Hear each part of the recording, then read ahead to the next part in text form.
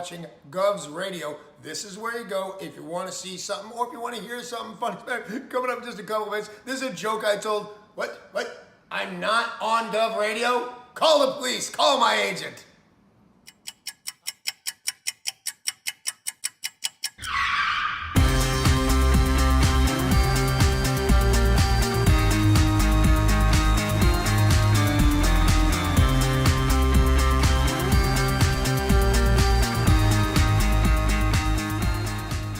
Tony, welcome to Go. Hey, Joe, how are you? I gotta pat you down though, pal. Oh, yeah? Yeah. All right. Got anything on you? Anything I should know? I got nothing. Anything weird going on? What? All right, you go in, Tony. Good. Thanks, Joe. Appreciate it. Thanks.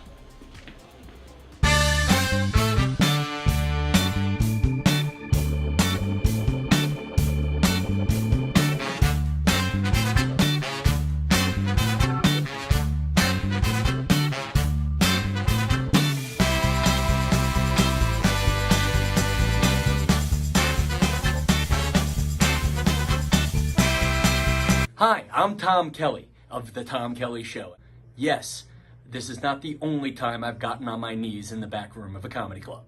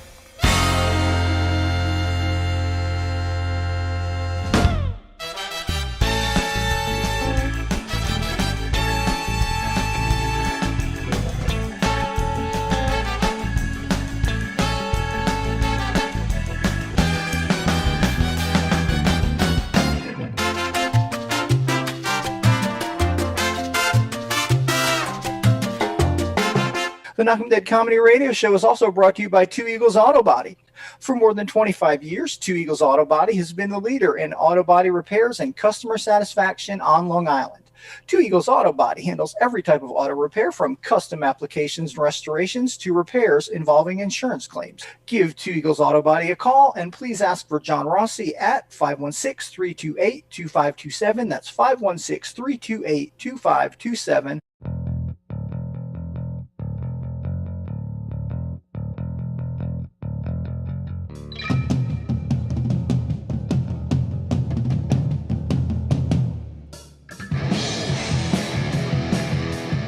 Hey, how do you say there, people? It's Johnny Brennan, creator of the Jerky Boys, also of Fox TV's Family Guy fame.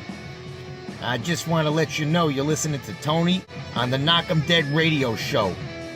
They're gonna keep knocking them dead, so keep listening, you wacky sons of bitch. Right there. Over and out there, sweet Charlie. Long time no see, man. Hey, man, I miss you guys, man, at Knockem Dead Comedy Radio.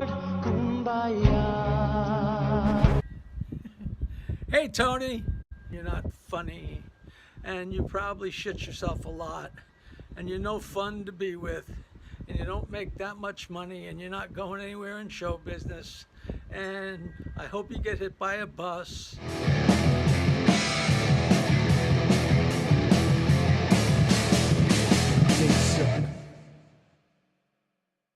Hello! Do it like that. Hello! Yeah, like that. Hello! Not like that. No, that was awful. The one you did when I wasn't. Hello! Okay, save it for when it's on. Sorry. God, you know, I turn off the microphone, and you're like, gold. I turn the microphone on, I get ah. Seriously, ready? Hello! That was an idiot. Damn it. Hello! That was it! Alright, this is the one. Hello! Hello! Hello! Hello! Hello! Hello! Hello! Hello! So, yeah, do it like, hey! Alright, you ready for hey? Hey! Now. Hello! Hey! Knockem dead.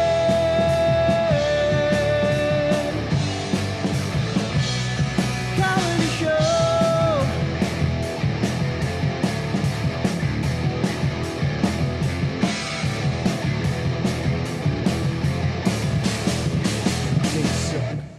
Hello! Hi. Someone said something bad. That's why I said it really quick, just in case. Hi, everybody. It's the Knockem Day Comedy Show. Happy Wednesday to you. We are live on Gov's Comedy Club Podcast, a Facebook page, YouTube channel. Subscribe and follow these pages and share the link on all your socials and tell them about this show and all the shows here at Gov's Comedy Club Podcast. We need viewers. We appreciate the support. We are live from the legendary Governor's Comedy Club in Levittown, and Michael is here. He's bouncing. He looks like a Muppet. John Rusciello. It's the Buckwheat and Mr. Gloom show. Wow, you haven't even said a word yet, and he starts in. And I've been smiling all the time. Happy. Yeah. Lucky. Happy gloom. Happy gloom. Happy what an gloom. oxymoron. Absolutely. You know what that means? Yes, I do. Oh, you do? Of course. Wow. What do you think I am, a moron? No, I know you went to Hicksville High. I didn't know true. how the education was there. Remember Bugs Bunny used to say, what a maroon. Oh, what a maroon. What a maroon. Yeah.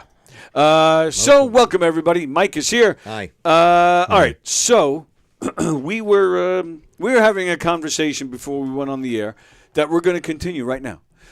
Mike was telling me that he's been a Yankee fan, but now he's slowly. Well, so he was telling me his better half, Jen, is a big Mets fan. So I asked him if he's converting, and he said that the conversion has already started, but it started years ago, before Jen was born. So Probably. So all right, so let's continue this. Why, what? You said your son's mad at you. Yeah, you're stirring He's up not mad. controversy. He just doesn't understand. He doesn't So understand. explain. My father tried to, I came from California. My father tried to raise me a Dodgers fan. But I remember, I think it was 1975, Chris Chambliss hit a walk-off home run against the Royals, so I latched on to the Yankees. Right. And, yeah, the late 70s, it was easy, especially for a kid, to latch on to the Yankees because they were so good. They were good. Yeah, they were good. And, Reggie Jackson, Chris Chambliss, Greg Nettles, they had quite a team. Oh, I used to love watching Nettles. Yeah. What a great player. Yeah. So they had a team, so I latched on to them. But slowly I started to see how the fans were. Oh, in the 80s. right. Yeah, we have So that talked about started this. turning me off. Even back then? Yes. Oh, Even wow. like in the 80s when I used to go to games. So now bring in my aunt and uncle who had season tickets to the Mets, Okay. to Shea. And how long ago was this? I'm going to say in the 80s they started taking me. Okay. And then when Steven was little, Right. they used to start taking myself and him. Got it.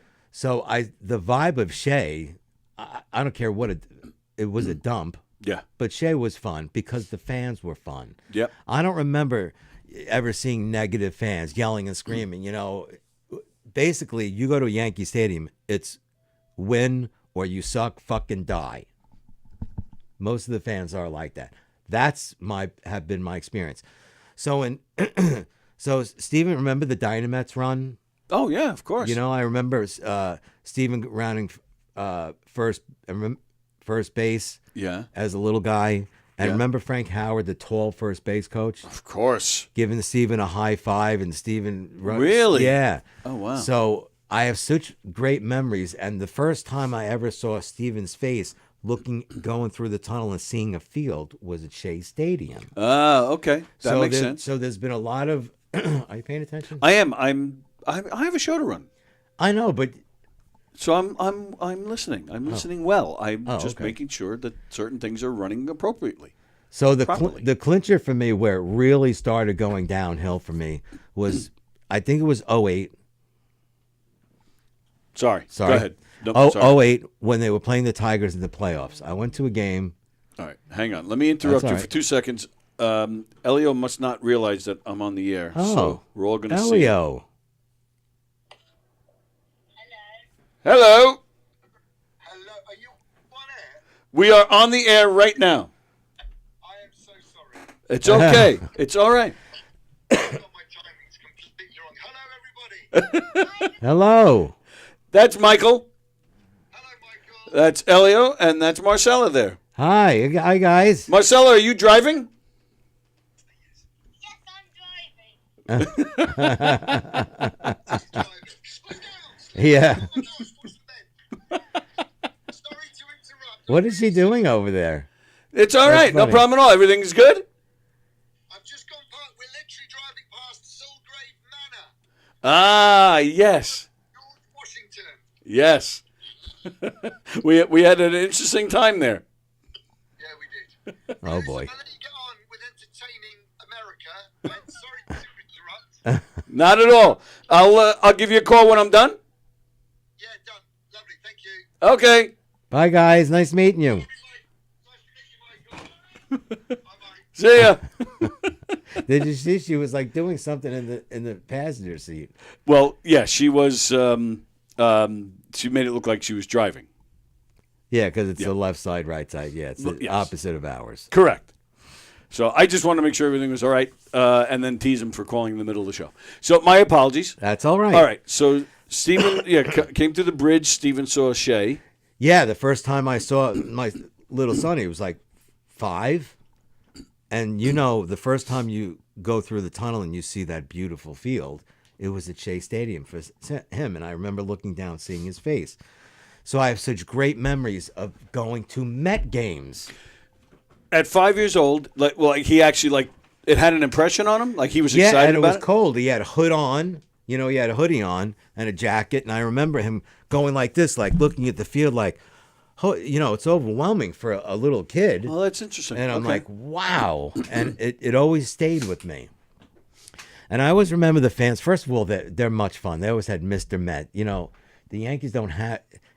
See, I don't think Yankee Stadium is beautiful. The old stadium I loved. There's no fun. Everybody's so serious, right? You know, Met fans, I see they're up and dancing. You know, the Francisco Lindor. You know, they even after the walk-up song is done, they're still singing it. Yes. Right? Which it's awesome. Yes. So in 07, 08, I forgot the Yankees were playing the Tigers in the playoffs. It was the first game, and they won. Jeter, A-Rod hit home, or whatever it was. And I was on A-Rod's side, you know, one in the 200 sections, and the section was just so nasty. Really? They were just, and they won. Right. Yeah. And they were winning the whole game. I'll never forget it. And it was at that moment I said, I don't want to be associated with being a Yankee fan. Wow.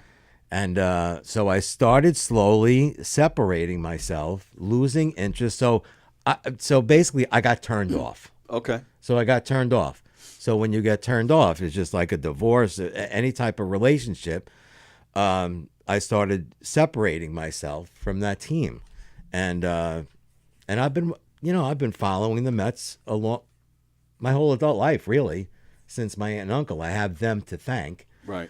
And the great memories of Steven high-fiving Frank Howard, and you know, That's cool. It was really cool because Steven was like this tall, and you know, he was like Frank Howard. he was like 11'7". His head was in the clouds. Oh yeah. Yeah, and what a great player he was in his day. Yeah, he was great. It was so I have great memories, and that's what it is. And plus, you know, Jen watches every game. She's such a fierce baseball fan, and her family.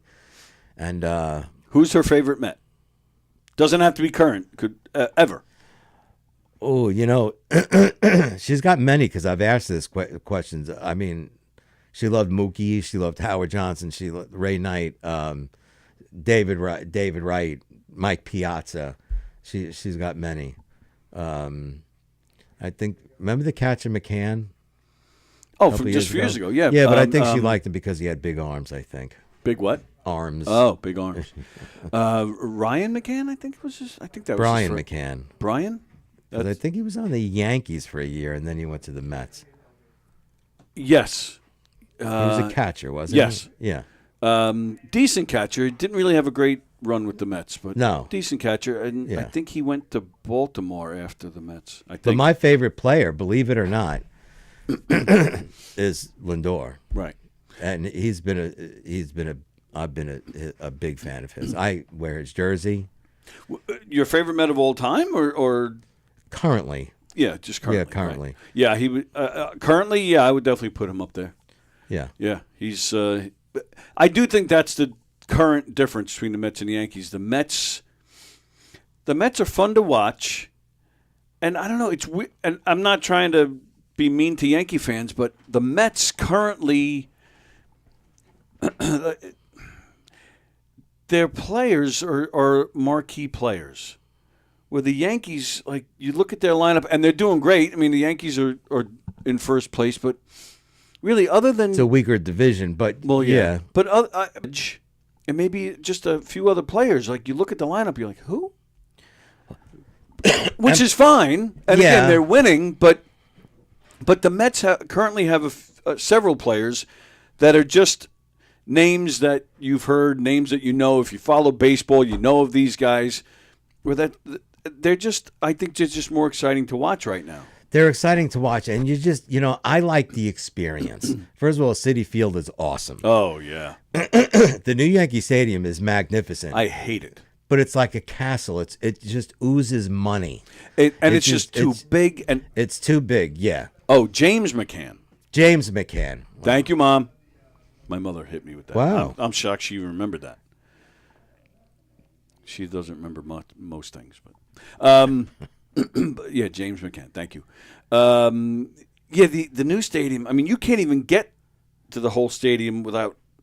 Like, it's almost like pieces of a puzzle that aren't matched up. It's a little bit of a maze when you go in the front and everything is stone, like you're in medieval times.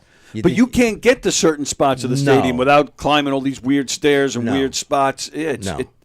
Where Citi Field's it's wide all open. Wide open, and you just go around, It's wide and open. there it but is. the vibe of the people, the fans, everybody's, just happy. You walk around Yankee Stadium, and I think that's how the majority of Yankee fans are. A few years ago, it's only maybe 2 years ago or so, they were playing. Was it Cleveland? I think. Who? The Yankees. The Yankees. And it was at the stadium. I might have the team wrong, but either way, somebody threw something at the player. He was, the visiting team was in the outfield. Somebody threw something, and I think it was when the game was over. I think they threw something again, and so he climbed the fence and was confronting people. I don't know if this rings a bell to you. And then another player came out. No. This guy got bombarded with stuff. Once he climbed the fence, his head was, he was probably like chest high, and he's calling people out, yelling at them. He's now getting bombarded with beers and different things, and then he hopped off, and they're still throwing things at him. And that was one of the times where, I was embarrassed to be a New Yorker. And it wasn't like the fans started it. Like, this guy wasn't on the news the night before bashing New York or bashing the team, or they just randomly threw something at him, and it went from there. Where, I just thought that was piss poor. It really upset me. Hello, sir. How are you? I'm all right. How about yourself today? I was okay until this fucking show started. All right. Ask him what he's going to do with his Yankee tattoo on his ass, or wherever it is. It's not on my ass. Where is it? Wherever it is. What's all It's over supposed to be on your ass because you're a fucking... What is a gorilla wearing this? There's hair all over my face. Really? Hang on, John. Hang on a second. What do you mean? On that can. McCann. There's hair? I don't see anything. There was something fuzzy, and it kind of like went on my nose, up my nostril. All right, well, I'll take these off. Yeah, these have seen better days. I got to get new ones. All right, so there you go. This will be better. Now talk to him. Do you have a Yankee tattoo? Yeah, you've seen it many times. Have I? I'm drawing a blank. Oh yes, now that I see it. But I Okay. can change this into a Mets, I'm sure.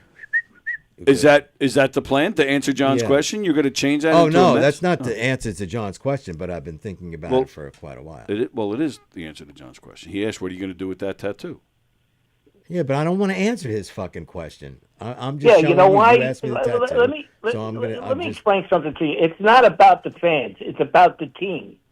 I agree, Yankee fans are obnoxious. But if you're a true Yankee fan, all right, it's all about the team.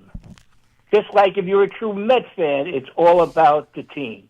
Fans have nothing to do with the sport. Well, okay, so right away, you don't like the way the Yankee fans act. Yeah, I don't want to be It's irrelevant. associated. Huh? It's irrelevant. Huh? No, I didn't Pay hear what you attention. said. Pay attention. Put on the earphones. I have the cans on. Okay.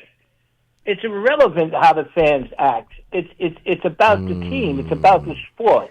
Yeah. Yes. How can you change and be the Yankee fan for 40 years? I agree that it's about the team, but I wouldn't say the fans are irrelevant. No, but I have a retort. Okay. You know, 1975-ish, I became a Yankee fan. I latched on. I was 10, right? 10, 11 years old. Right. But it was only 5 or 6 years later, my Aunt Marie and Uncle Alan started taking me to Shea. So I wasn't a Yankee fan for a very long time. Yeah, but to get a tattoo like that's a Yankee fan that right was, there. yeah, I don't know. Come on, Mike. Get with the program. There's no I program. agree. You know, it's my fucking program. This is what I want to do, and I don't want to be you know, in a way, I agree and disagree about being a fan. You know, yeah, you pick a team and your heart is with that team, but I just don't want to be associated. You know how many times people over the years, oh, you're a Yankee fan? They're all assholes. You know, and Well, the people that say that are assholes because it's not about the fans. When you go to Yankee Stadium to watch the game, do you go to see the team win or do you go rate the fans? Or if you go to a Giant game, or if you go to a football game or a basketball game. I'll tell you, if it's during the summer, I go to enjoy the game and to enjoy the sights. Oh, okay. So let me say this: you're not diehard fans. Oh, I bleed orange and blue, baby. You don't hear me talking about changing my teams. Tony's Okay. So, all right, I stand corrected. Mike, you're not a diehard fan. I'm a Yankee fan. All right? I agree 100% that the fans are assholes. Okay? Yeah. That they can be obnoxious. yeah. Okay? Just like Ranger fans can be obnoxious. Mm-hmm. Just like Knicks fans can be obnoxious. Okay? Most New York teams are like that. Okay? But that's typical New Yorker. Not Met But fans, I am a Yankee fan. Yeah. I hope the Mets if the Yankees don't win, I hope the Mets win because I'm a New York fan. And that's the only sport I really care about. I don't care. I was a Giants fan when they played the Polo Grounds. You guys are too young to remember the Polo Grounds. True. All right, my father used to take me there when I was 4 or 5 years old. When they went to Jersey, I disinherited them, so to speak. Okay, so I'm really not a big fan of any football team. I know you're a Rams fan, Mike.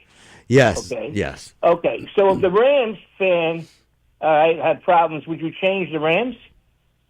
No, their fans have been awesome ever since I'm a little kid. Since my father raised me a Rams fan. But I'm asking you. All right, if they were obnoxious as the Yankees, would you change the team? I don't know. That's a great question. I don't know.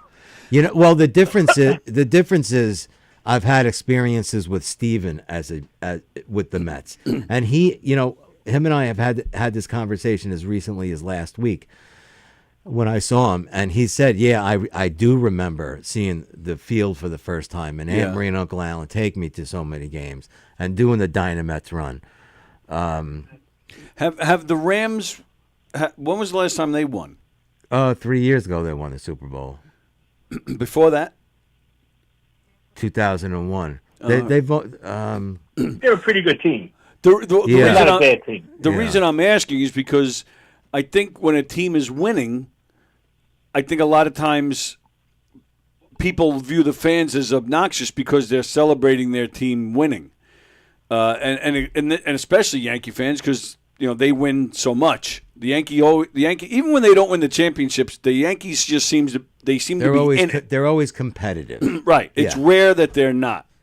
And I think just like in the 80s, the Mets never win. So they had a good run in the 80s, and the fans at that time were called obnoxious. The team was called obnoxious.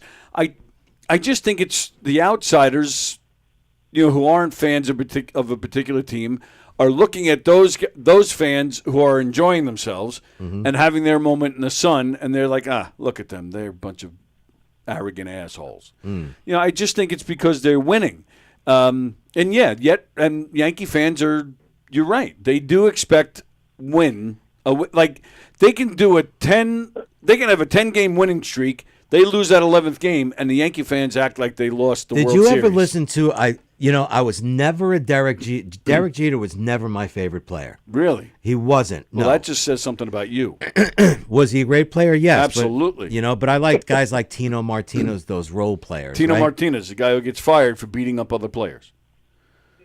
That's not Tino. No. Yeah. He was the first baseman. Yes, that's Tito Martinez. Yes. He got a few years ago. I think it was Miami. He was coaching for, and he got fired because he got into an altercation with like 2 or 3 players. Oh, I didn't know that. Yeah. So check yourself. Okay. I lost my train of thought. Derek Jeter was as close to perfection as you get. How can I you not be a understand Derek that, Jeter but fan? okay, maybe I appreciated him more after he retired and I watched him interview. And he did this interview. He said, "We're talking about Jeter." Jeter. Yeah. Okay. Jeter's being interviewed. He's on a podcast or something, and he said, "There's no tougher fan than Yankee fans." He goes, "I remember having this great season, and it was the 2001 World Series. They were about to go into the World Series with the Diamondbacks. I don't know if you remember. I do remember. And he was walking around New York Stadium because he was famous for walking to work, walking to the stadium. Okay. And he was in a slump at the end of the year. And they were yelling at him. Oh, really? Just like the last 2 weeks of the year. Yeah. And he goes, the Yankee fans were so tough on me. He goes, it was one of the reasons that he's blown away by them. Yeah. They were yelling at him, hey, you better pick it up before the series starts, this and that. And they were really getting on him. And here he is. What's wrong with that? What is wrong with that? Well, he's saying there should be some loyalty and some support. Well, listen, it's just like anything. You play sandlot ball, and you screw up. Your teammates turn around and say, "Come on, man, we want to win this game. Let's go." Listen. I just don't agree. Have a good show. Goodbye. No, and you know what? I have a couple points to make. Soto, can I bring him up real quick? Sure. You got to get that? You want to talk to him? Who? Is that? Yeah. What? What is going on here? Is that a butt dial? You are pathetic. What are you doing? You put the phone in your butt so it can vibrate. Get your phone out of your butt. I think he did for sexual pleasure. Absolutely for sexual pleasure. So so now we can hear ourselves. So we can hear ourselves. So we're going to hear ourselves realize that he's butt calling, and then he's going to hang up. Yeah, he won't even say, "Oh, sorry." Oh no, he never does. He just hangs up.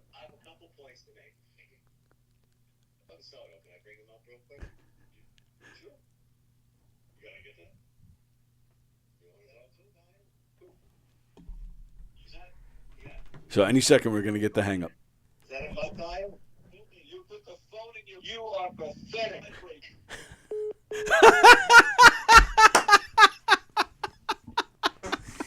You called it. Oh my God. That's hysterical. Oh my goodness. He can't just say, "Oops." Right. Sorry. Guys. Nope. Just hangs right up. Sorry, my bad. Like we didn't hear it yet. Like we didn't pick up on it yet. Oh my God. Wow. Yeah. All right. So Juan Soto. Juan Soto left the Juan Soto decided to go to the Mets. Yeah. Yankees almost matched the offer. They came within $5 million, I believe. Yeah, it was really. I mean, when you have that kind of money.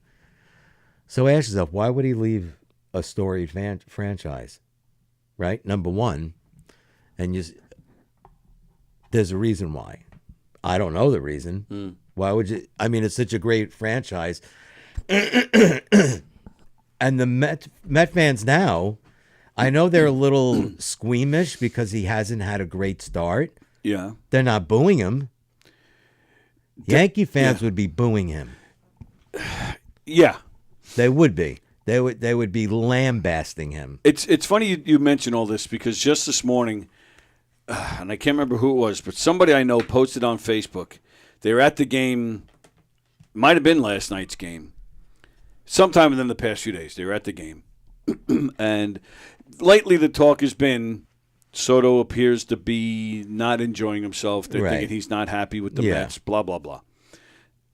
And somebody I know was at the game, they posted pictures. There was one part of the game, I don't know if they were changing pitchers or there was some kind of break in the action.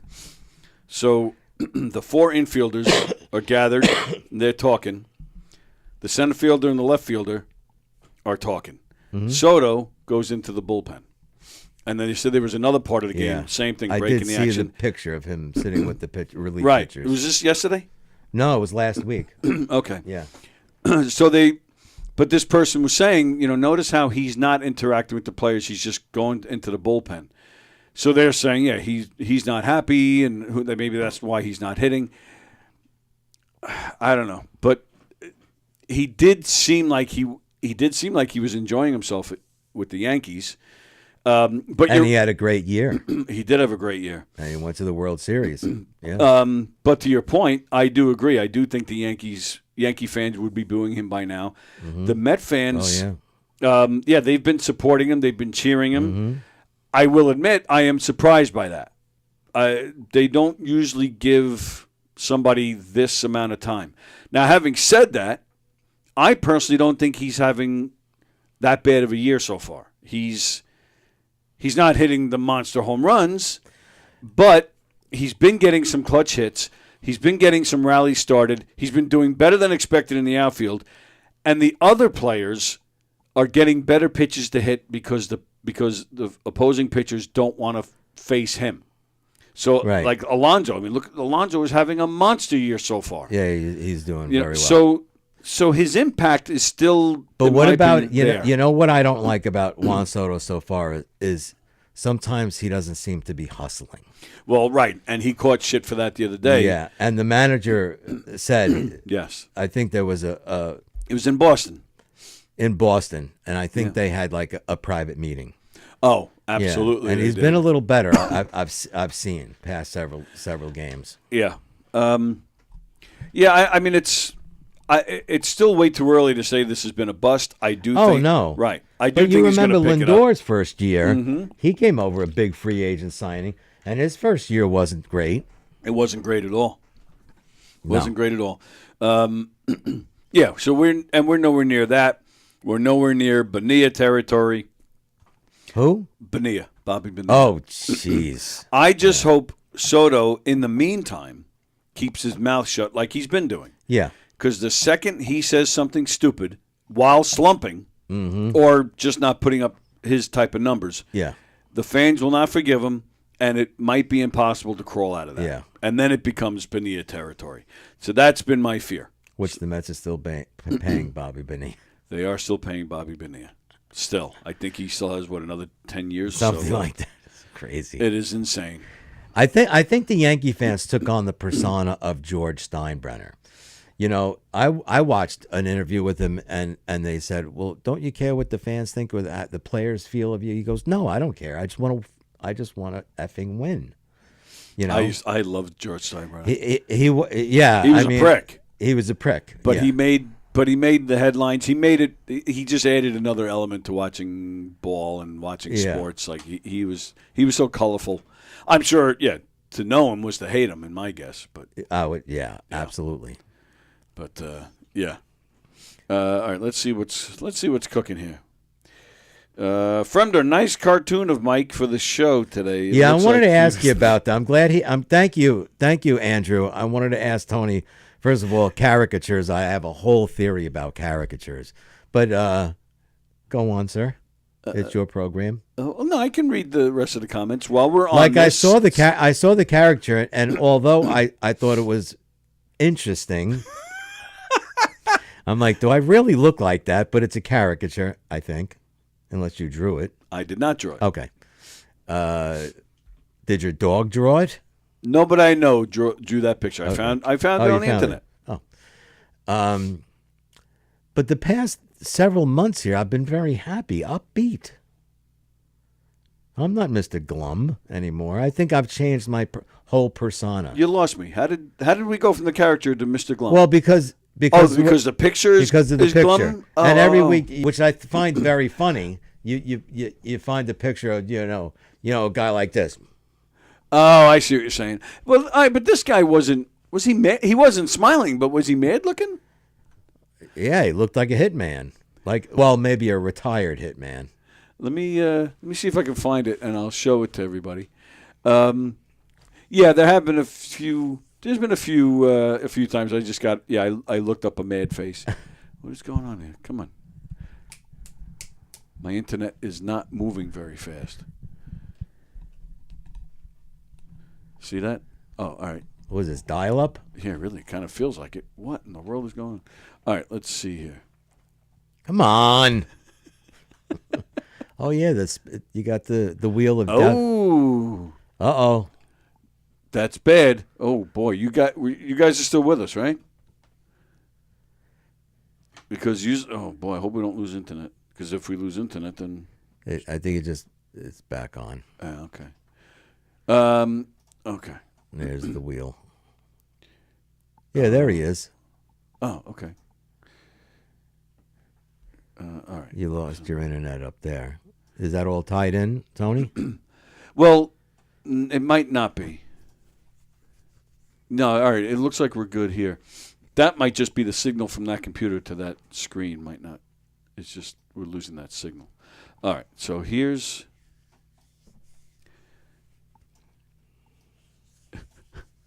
It does. All right. It does look a little bit like a. What do you call it? Well, first of all, it looks like he just looks like a mugshot. It looks like, yeah, I was going to say it looks like he's got he was just released from prison after a 50-year stint. Elio sounds like Gordon Ramsay stuck in your phone. From nice shirt, Mike. You look like a solar panel. Who said that? Fremder said that. Solar panel. That's funny. Ann is doing good. For me, it was going down to the field to get to the tunnel, if you know what I'm saying. Yes, we know what you're saying. Where did it go? Where did it go? We're from the... I mean, that's how we got into this conversation. It was the first comment, I think. Nice cartoon of Mike for the show today. It looks like he has two dicks hanging off the side of his face. It does kind of look like two dicks, actually. I did not notice that until Fremder just said it. Wow, where is his mind all the time? Oh, he's a very demented individual. I don't know what it is. I'll Google. I usually write like, oh, you know what? You know what? I did. You're absolutely right. I Googled angry bald man cartoon. Okay. And yeah, you're right. So that's I did go for the anger angle. You're right. I did do that. And you're right. You have been cheerful lately. Also, It looks like he had a mild stroke. Yeah, he's got like a Stallone mouth. Yeah, Stallone's got the crooked go feed Buckus, hey Buckus, do. You know, Buckus. I don't think he's a regular canine. I think he's some sort of outer space alien or something. Let's see what else is happening here. Mickey is watching. Hi, Mickey. Hi, Mickey. Ann says, "Aw, Mike, I love your tattoo. Shows that you are a very, very loyal person. From now on, I will root for the Yankees." Take that, John. Andrea is watching. My grandpa played. Who? Andrea. Andrea. Andrea Carroll? Carrill. My grandpa played for the San Francisco Seals. Got there a year before DiMaggio. He was so great, but lost his game after getting hit in the head twice, and then he became an umpire. Wow. Now wait a minute though. Who are the San Francisco Seals? I've never heard of the San Francisco Seals. Got there a year before DiMaggio. So is that minor league ball? Yeah. Wow. The San Francisco Seals? That's what it says. They weren't before the Giants because the Giants came from the East Coast, correct? Yeah. And DiMaggio, the New York Giants, San Francisco or New York. DiMaggio wasn't on the Giants. He was always. This has got to be minor league ball. Homegrown Yankee. Fremdo, I watch sports for the ass slapping. Andrew, also I had a crush. Do you know I hate that? I was talking to Jennifer the other night. What, when the players smack each other's asses? No, when I played sports, I hated getting my ass smacked. So did I. I did. And I've never done it. And I've never done it either. I thought, and you know, Steven knows I hate it, and once in a while he'll give me a big whack. I think it's intrusive. It's assaulting. All right, now you're just being silly. I just didn't like it. I didn't like it either. I still don't like it. Also, Andrea says, I had a crush on Vince Ferragamo. Oh, Vince Ferragamo. Who's that? Ferragamo. He was a quarterback for the Los Angeles Rams. And in 1979, led the Rams to the Super Bowl, which they lost to Terry Bradshaw and the Steelers, 31-19. And at the end of the third quarter, the Rams were winning 19-17. Oh, wow. And at the end of the third quarter, they ran down the field with their fingers up in the air, thinking they're going to win. And oh, yeah, right. I remember that. Okay. Yeah. Andrea says she actually went. I had a crush on Vince. For Christmas, I got to go to the Rams-Pittsburgh Super Bowl. Wow. Ann's crush was on Tug McGraw. And Andrea went to that Super Bowl for $32 a ticket. Oh, my God. Wow. I think it was the Rose Bowl in Pasadena, and it holds like 100,000 people. $32. Crazy. Does Andrea live in California? I don't know. Okay. I don't know. Fremder, last time I was at the ball game, I got a hot dog and a soda. Oh, my goodness. Oh, my God. You know, that's not bad. I might use that joke. All right, so Ava says that the signal was breaking up a little bit. So maybe we were breaking up a little bit while we had an internet issue here.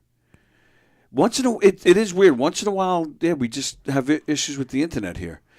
And when it rains or like when there's a storm, this room is very quick to lose its internet.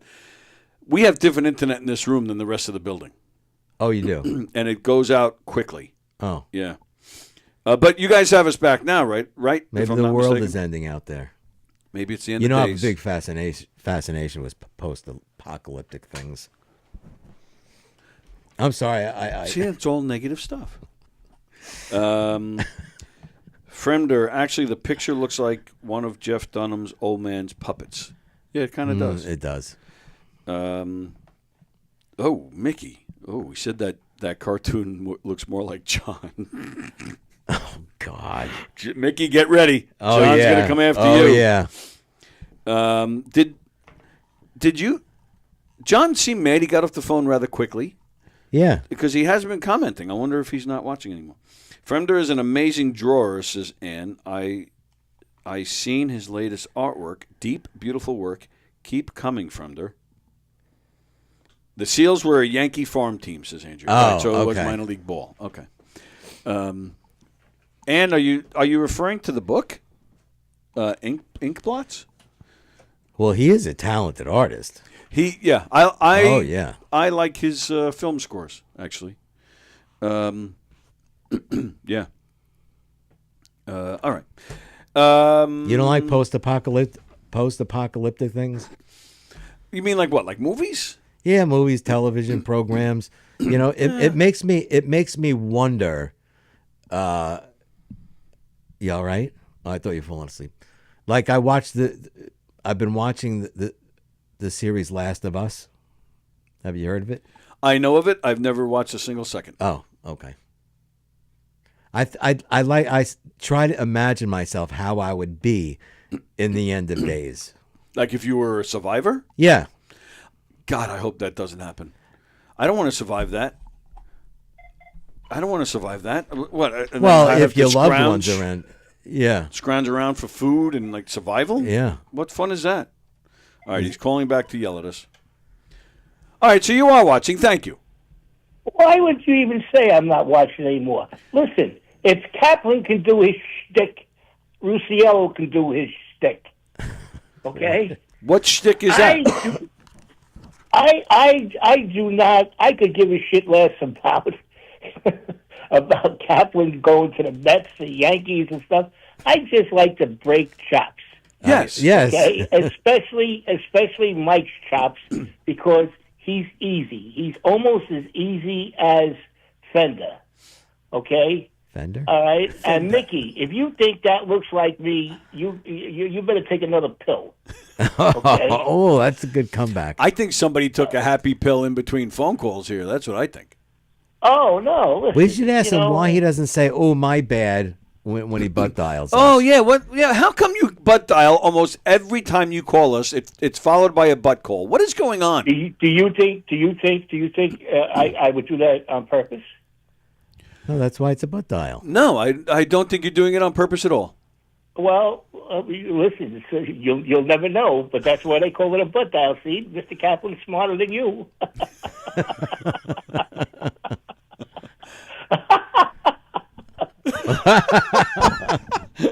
Somebody definitely took a pill. Oh yeah, he got a giggle pill. Yeah, no, I don't have a giggle pill. No, I don't have a giggle pill. Listen, I will never not stop watching the Tony Walker show. I think I expressed that to you before. Yes, you have. Okay. I think it's the greatest show on the internet. Okay, I think you have wonderful guests. Okay, unfortunately, sometimes they're better than others. But I won't mention any names. Okay, I'll just point and whistle, and you can't see me point and whistle, but that's fine. Okay, so continue this wonderful show. All right. Thank you, pal. So I can listen. All right. Well, we appreciate that, and we'll hear from your butt in a minute. Thank you. Yes, we will hear the butt dial. All right. Did I finish? Whoops. It was the Rose Bowl. I was born in California. Don't live there now. Okay. Ann is in saying she's native, born in Palmdale on the Mojave Desert. And then Fernder says, thank you to Ann because she had Ann has nice things to say about everybody. She does. Now this one's on purpose, but I don't think the other ones were personally. Again? Well, yeah, it's the butt call. It's the butt call. But this one I think is on purpose. Yeah. Yeah. Oh, it's definitely on purpose, because I don't hear us. He still has the sound down on his computer. Oh, I see. Yeah, and he just hung up. There you go. You put the picture up. That's funny. That is hysterical. Just put the picture up. Let's leave it there. I might just put it up every time he calls. Hey, I have an interesting fact. Did you know the leading cause of dry skin is towels? Yes, I know the joke, and I beat that joke to death about 2 weeks ago. I think that's a funny joke. I do. I like that. Stop hating on lazy people. We didn't even do anything. That's a good joke. I like that one. Did you know what a dog's favorite homework is? A dog's favorite homework? Assignment, yes. A lab report. Oh, my God. Why do Norwegian boats have barcodes on the side? Why do Norwegian boats have barcodes on the side? Correct. I do not know. So when they come into port, they can Scandinavian.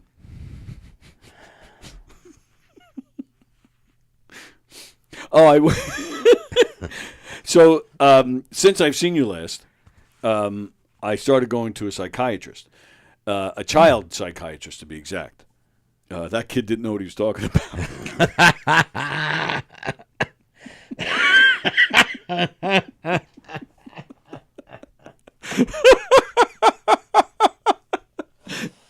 So stupid. Great. I knew you'd like that one. Oh God. What's blue? And, Ava, did you get that one? What's blue and not very heavy? I don't know what's coming, but it hit me. Light blue. Oh So God! stupid. How did I not know that? So stupid. Blue. What do you call 10 rabbits walking backwards? Oh, a receding hairline. Yep. I like that joke. I've never heard that one before. Yeah. How many psychiatrists does it take to change a light bulb? 20. 1. But the light bulb has to really want to change.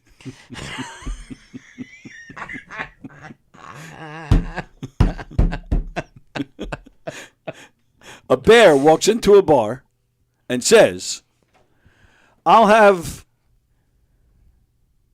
a beer." The bartender says, "What's the long pause?" He goes, "I don't know. I was born with them."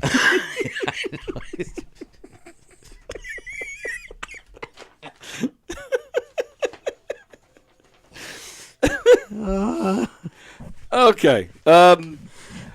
These bad jokes, you know what makes them great? No. Is the reactions.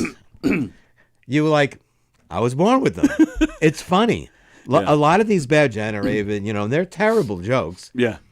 But I'll do an audio of them, and then I try to laugh to give it a little extra zest, because I think it's all in the reaction. I'll tell you, I do think, Jackie the Joke Man, who's a friend of this show, I do think that's why he was so, or was, he's been so successful as the Joke Man. I personally believe nobody delivers street jokes like he does. Rodney was great at it. Yeah. But I do think Jackie's the best at it. And I think that's why he was successful, because he has a great laugh. He does have a great laugh, yeah. yes. He doesn't tell these jokes like it's the first time he's telling them. He starts to laugh as he's doing them. And that's contagious. You know who used to do that too, who I thought was great, and I'm aging myself, but Red Skelton. Well, yeah. You remember him? Absolutely. I thought he was used to fantastic. I mean, obviously, we didn't watch him. He was before our time, but I remember watching clips of him. Yeah. Yeah. He would do the same thing.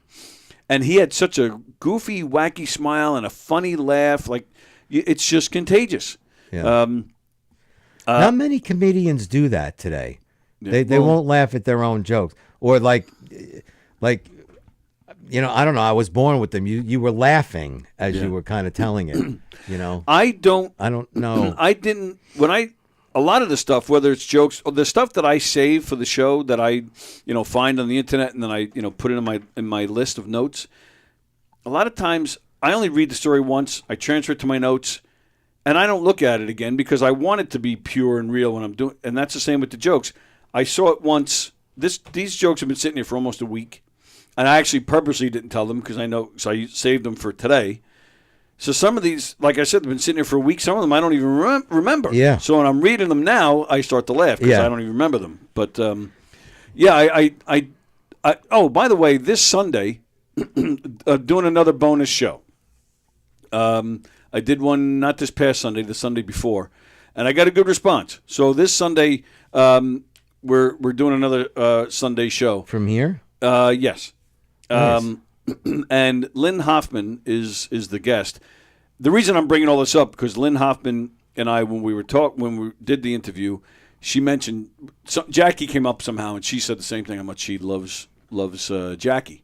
Lynn so that's what made me think to bring it up. But Lynn Hoffman was on She was a VJ on VH1 back in the early 2000s. She had a show on A&E called Private Sessions, where she also talked to musicians. Oh, she's been on the radio in New York, and she currently has a podcast called Music Saved Me, and has another podcast coming called Comedy Saved Me. So, so that's this Sunday at 11. Another bonus show. So it just made me think of it. How did you meet her, or I didn't get in touch with her, or she got in touch with you? True story. I'm just being honest. it's no secret. I talk about it all the time. I'm a big music guy. So I used to watch a lot of VH1.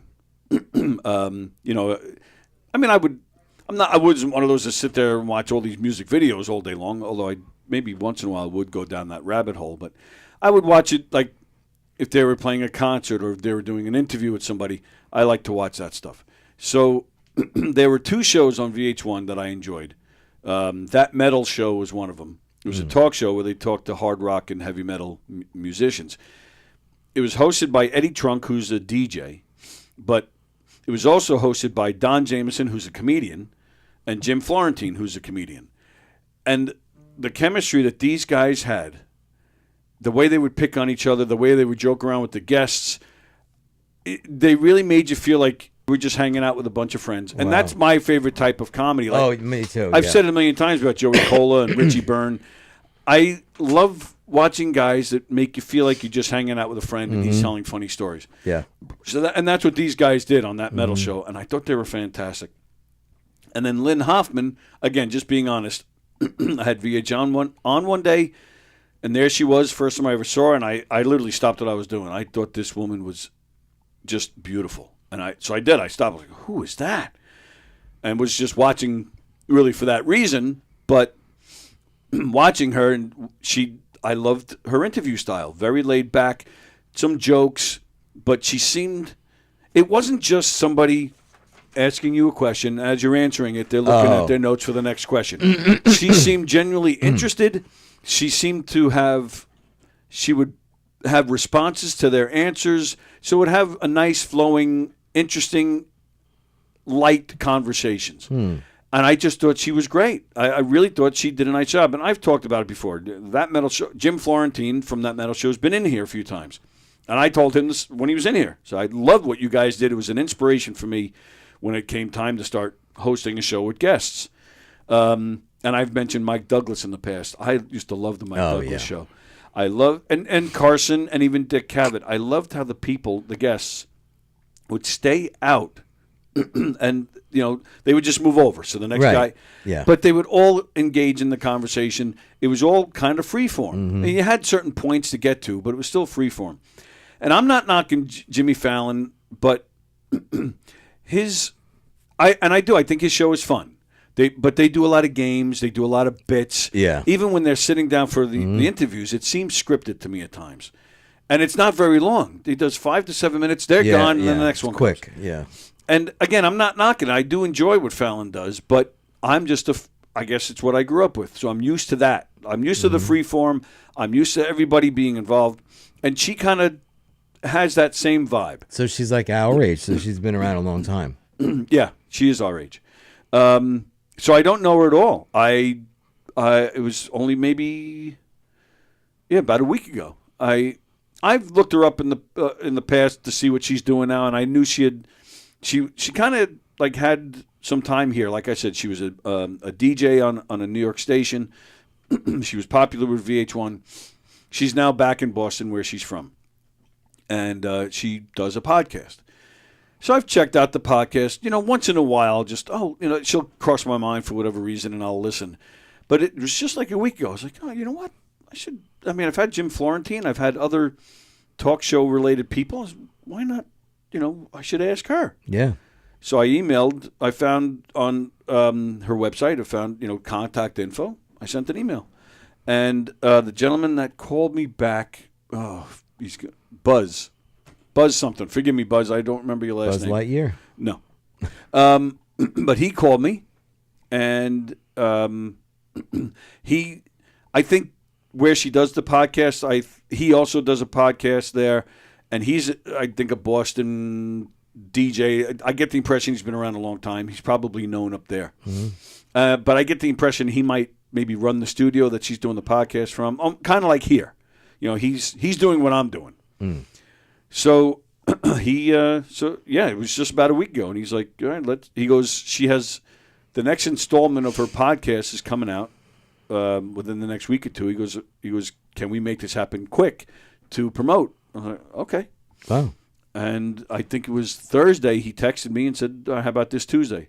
And in my head, I'm like, fuck, I need time to prepare. Yeah. But at the same time, thinking, oh, that's great. I would love to talk to her. So, yeah, so we did it yesterday afternoon. I recorded it. I'm going to show it Sunday. Nice. She was so engaging and so much fun. We really did. We kind of hit it off, which I did not expect whatsoever. He told me 15 to 20 minutes, and I've been down that road before. Certain guests will say, yeah, we'll do 15, 20 minutes. They always seem to say that, so they have an out. If it's not going well, I see. If it's not going well, they can say, well, it's all right, my time, I got to go. Yeah. Okay, no problem. I did about 15, 16 minutes with her, and I said, I know you got to go. I won't keep you. She said flat out, she goes, where am I going? And then I knew. It was like, all right. And I had a feeling because we were having a good time. So I kind of figured, all right, this is going well. And then she said, I'm not going anywhere. I got plenty. And I was like, yeah, baby. Wow, nice. We did a little over an hour. We went from 15 minutes to a little, and that I'm not trying to make it sound like I'm bragging, but when it ends up that way, you feel like you're doing it right. Well, you connected, obviously. Right. Yeah. Kevin Pollak, same thing, 15, 20 minutes, we did an hour with him. Bill Champlin, who used to be in the band Chicago, he was in Chicago for 30 years. Same thing. He said 15 to 20, we did 90, and the only reason it stopped at 90 was because we told him the show has to stop. Like he wanted to keep going. This guy was just going on and on. So it's happened a few times, and you feel like, all right, I did something right here because they were so comfortable. Mm-hmm. I mean, since then, Bill Champlin doesn't respond to my emails because I've asked him 2 or 3 times to come back. But you feel like you're doing something right when they stick around that long. We just me and Lynn had a great time. She was fantastic. She said she's been here to Governor's. She doesn't recall ever seeing the studio. She seemed very interested. She wants to come see it and hang out. And I said, yeah, bring your husband, bring Buzz, and I'll get you into a show. I'll show you the studio. Maybe we'll go live or something. We'll, have some fun. So, and she was into it. She says she does make it back to New York often. I don't know, if it's personal or work related or both, but it was just a great, great time. I was, and I told her, I was, because I think they asked me, why I wanted to talk to her. Because you kind of, I guess in a roundabout way, it was inspirational. I just enjoy the work that you do, and I guess I think I kind of took some of that in doing this. And then she said I'm only the second person to ever ask her to do an interview. Oh, really? The first one being Howard Stern. So it's only me and Stern that have asked Lynn Hoffman for an interview. Wow, a popular VH1 person. I was actually shocked to hear that. And then it made me actually think a little bit. I don't know, and I mentioned this to her, when we were kids and growing up as teenagers in the 80s and MTV started, I think we all remember, because we were all like, it was such a big thing when it started. Yeah. We all remember those first VJs, Martha Quinn and Mark Goodman and J.J. Jackson and the Nina Blackwood. Nina Blackwood. And that was, all the guys, thought she was hot. And so we remember them, but it didn't hit me until from talking to Lynn that, I don't know, like I used to watch these VJs thinking that they were kind of known people. I don't know if that's really the case anymore, because, MTV don't even show videos anymore. I don't even know if there's such a thing as VJs anymore. Mm-mm. But through the years, there's been a ton of VJs, and I think only that first group is really known. So it did make me wonder. I mean, she's great, but I think I had it in my head that she's more famous than she really is. And I don't mean that as a slight. Right, yeah. I mean, she's done fine. She's had a great career, and she's great at what she does. So, but, I took notice of that. I mean, Rosie O'Donnell was a VJ on VH1. That's how she started. I did not know that. She was on VH1. That's how she started. Wow. And then VH1 then started, they had the comedy show. What the hell was it called? And she was the host. I can't remember. I don't remember that they had a comedy show. Yeah. I wasn't a big MTV VH1 watcher. Right. No. Well, and that's what I mean. Yeah. I was, and so in my head, I just thought these people were famous. But, maybe if Lynn Hoffman had a show on Channel 4, I'm sure she'd be a bigger name. But in my head at the time, I was associating her to be just as big as Katie Couric and, Daily Show type people, But so I was shocked to hear that I was only the second person to ask her to be on the show. But it was great. She was really great, and I think you guys will enjoy it. And she was very flattered that somebody out there knows who she is.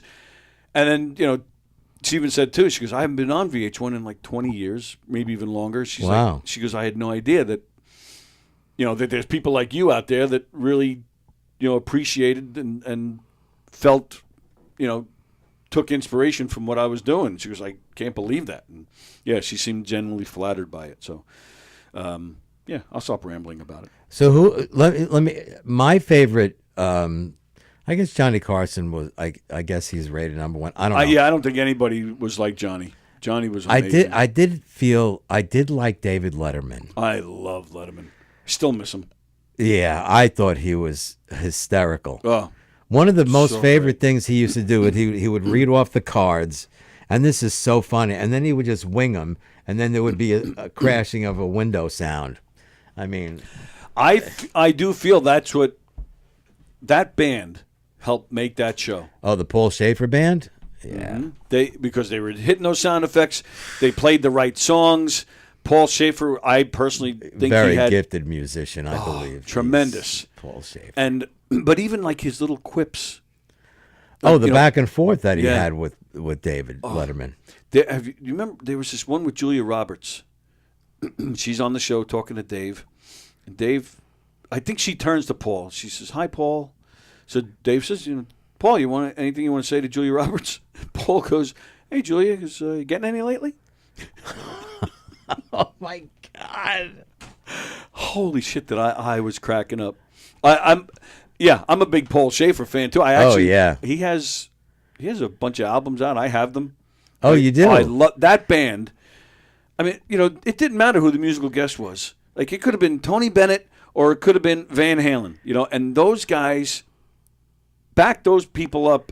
Yeah. With and it sounded amazing every time. That band. They were tight. Phenomenal. Yeah, they were phenomenal. On the original show and then on CBS when they expanded the band. Unbelievable band. You getting any lately? Yes. Hysterical. Hysterical. I actually did try to get Paul Schaefer on here. I was unsuccessful, but there were some email exchanges. At least they make you think it's him if it wasn't. Right.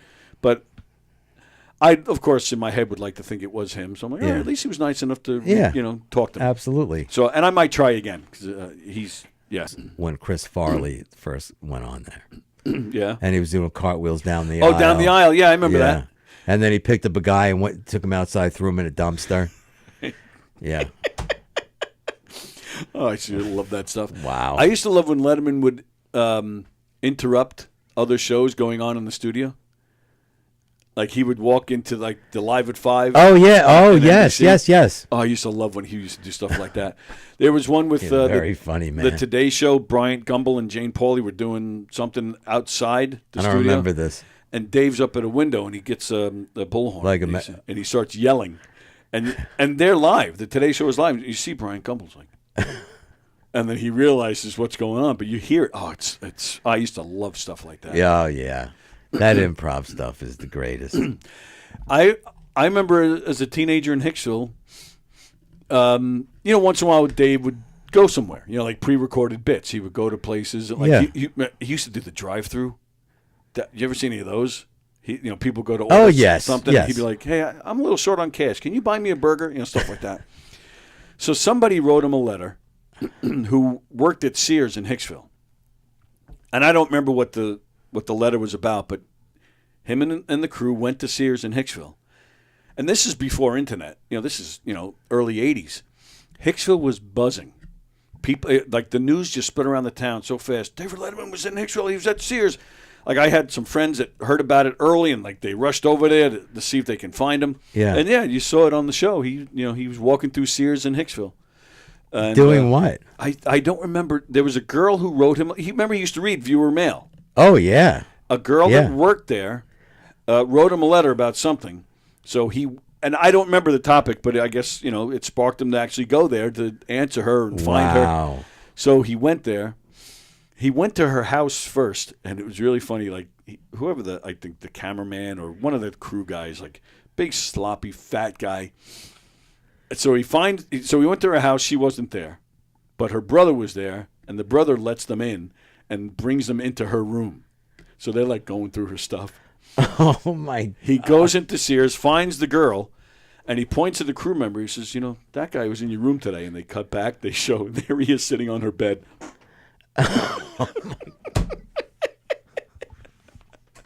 It is. It's so freaking funny. Letterman was awesome. He was awesome. He was my favorite. I'm sorry. Yeah. We did a murder mystery in New Jersey. This is going back late 2000s, and one of the actors in the show, she turns to me and she said, she goes, Letterman, right in the middle of the show. I was like, what? She goes, Letterman. I'm like, what are you talking about? And she just does one of these. He was one of the stagehands. Name is Pat Farmer. Letterman had this bit. He would get these two guys, crew guys, and they would have a transcript from an Oprah show, and they would just read it. One guy would read Oprah's part, the other guy would read the guests, and they they're not actors, right? So they would just be like, Oprah, thank you so much for having me on tonight. I'm so inspired. Well, you inspire me. I can't believe you came on the show. And they would just read it like it was so deadpan, but reading all this heartfelt, inspirational schlock that it was hilarious. And Pat Farmer is one of those guys. He was sitting in the audience. So I got my mic and I'm talking to the audience and I stop. I go, you're Pat from Letterman? And and then I realized, is it okay that I said that on the mic? I just announced it to, and we had a good 200 people at this show. And he just kind of does I'm like, cool. I go, nice to meet you. After the show, he comes up to us. He goes, this was great. I really love this. I'm like, oh, cool. He goes, he gives me his phone number and his email. He says, get in touch with me. He goes, I'm going to have you guys come to the studio. I'll give you a tour and you get to watch. I'm like, holy shit. I reach out to him. We talk a little bit, and we're trying to figure out when's a good time. Then I stopped hearing from him. Sure enough, then I read somewhere that he had some kind of heart trouble. And he had to get some surgery. He was out. He was out for almost a year. And then to his credit, after he went back to Letterman, he actually did reach out to me. He said, look, I'm sorry. He goes, well, obviously I wasn't able to get you in, obviously. Mm-hmm. He goes, you know how many people I've promised, a tour or something? He goes, I'm sorry, but, there's a lot of people before you. Yeah. He says, I'll do the best I can. He goes, but, that's just the best I can do. And I totally understood that, and I wrote, thank you, I appreciate you reaching out, no problem. And then I think it was only then it was just, I don't know, maybe 3-4 years later that the show ended. Yeah. And I never heard from him again. But I just thought that was a nice thing That's to do. That's pretty anyway. Cool that your actress that was in the show with you recognized him. Yeah. And did you see there's a guy, this is just a few weeks ago, there's a guy up in Maine. I can't remember his name. He has a talk show. I think it's just on some local station up there. And it's just a local thing, but he's been doing it for 25 years or some shit. So I think he's known in Maine. And he's talked about David Letterman a lot on his show. Apparently that's his favorite as well. Talks about him like crazy. So he said, I think the show was ending. I think that's what it was. There was some special occasion, but I think the show was ending. And he made it known, oh boy, I would love to end the show, have Letterman on. This got back to Letterman. He showed up. Letterman showed up and did this guy's show. Wow. Yeah, which to me, I love stories like that. Went all the way up to Maine. He went to Maine and sat, he showed up at the studio. He didn't do a Zoom. He went there, which, that to me says a lot about somebody. Oh, yeah. I thought that was the coolest thing. Yeah. And the top 10, nobody does things like that anymore. Well, he started that. I mean, he started You do it. see, there are podcasts, top 5 this, or even Don Sill. He had a show on here called Top 5s. I mean, it wasn't the same. Letterman's top 10 lists were humorous. They were humorous, yeah. But still, that whole idea of top 5, top 10, that started with him. Nobody was doing that. Classic stuff. Oh, great stuff. The human The human stupid pet tricks. Classic stuff, man. Oh, used to love it. And I used to love that he would call it a program. Yeah. Not a show. Yeah, you're right. Yeah. Yeah. Thank you for tuning into the program. Yeah. Program. Yeah. I remember. He was a throwback kind of guy. Yeah. But so, like, random.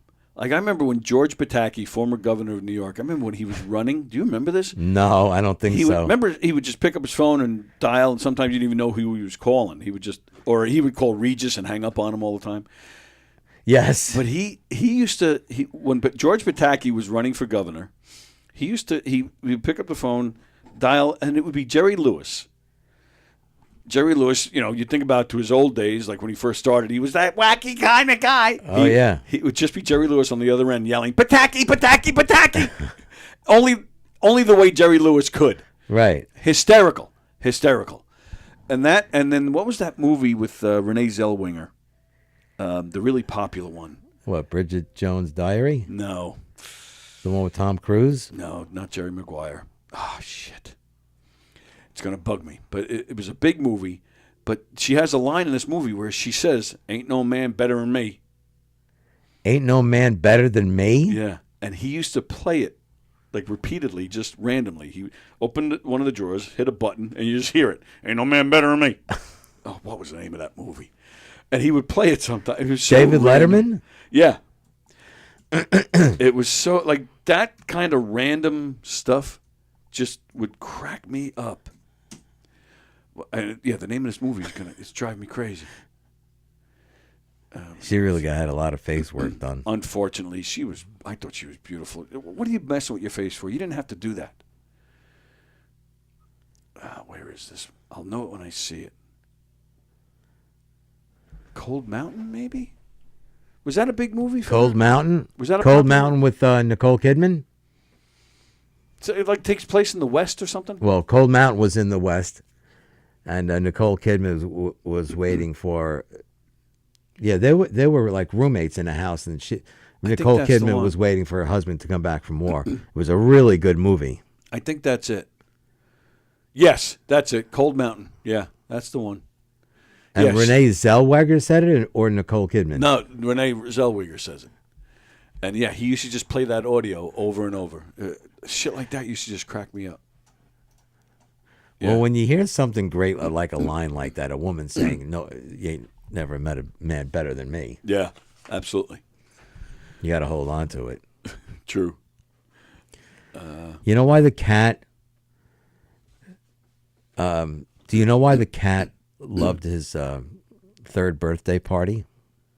His third birthday party? Mm-hmm. Why? Because it was perfect.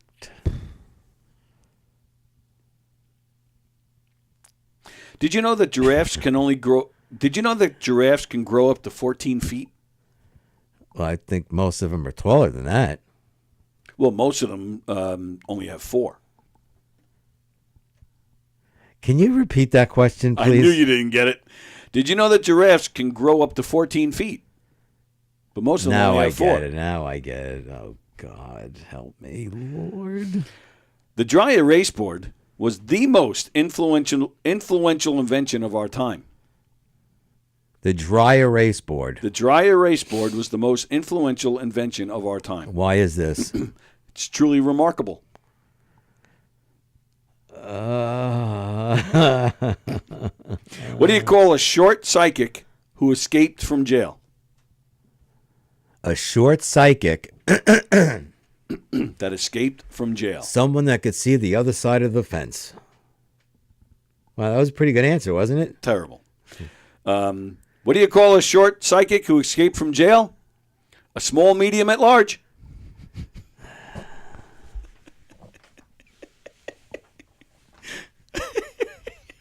Let me read some comments, and then I have some complaining to do. Nothing. You didn't do anything. It's not about you. But I have some complaining to do. I'm very mad about something. That Mo Howard made Curly Howard sign all his rights away. Is that true? That is true. Oh, I did not know that. Fremder, post-apocalyptic. We were talking about that before. I guess that's why the picture of you looks like your skin is melting off your face after a nuke went off in your pants. My pants. In your pants. Oh, Mickey is like really going after John. Uh-oh. Yeah, I'm not reading. I'm not getting involved. Fremder, I'm at the Rose Bowl right now because I'm constipated. Fremder, original thought from this morning. Where does a black... Whoop. Uh-oh. Yep. I'm just going to keep going. Oh, all right. Fremder, stop it. There's a few black jokes there. Stop it. Oh, now Mickey's coming after me. After the show, Tony and Mike, both of us, will have to take a nap because they're old. Hey, what the... What? Yeah.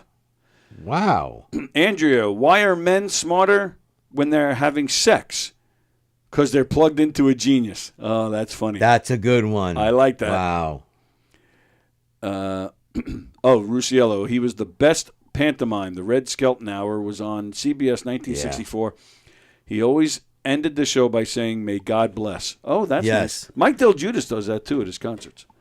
Fremder, John, I had forgotten about that. I do remember that now. I was pretty young, but I do remember I love Red Skelton. Yeah, maybe I should do that. We should do that on here. May God bless.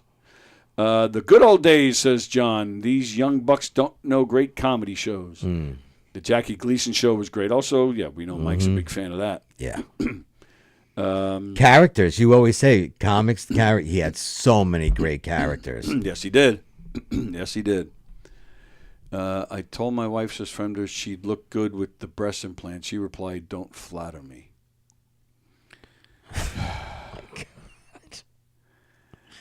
Why am I laughing? Vicky, hello, Vicky. My friend Sue was on the David Letterman show. She was working at Sears. Oh.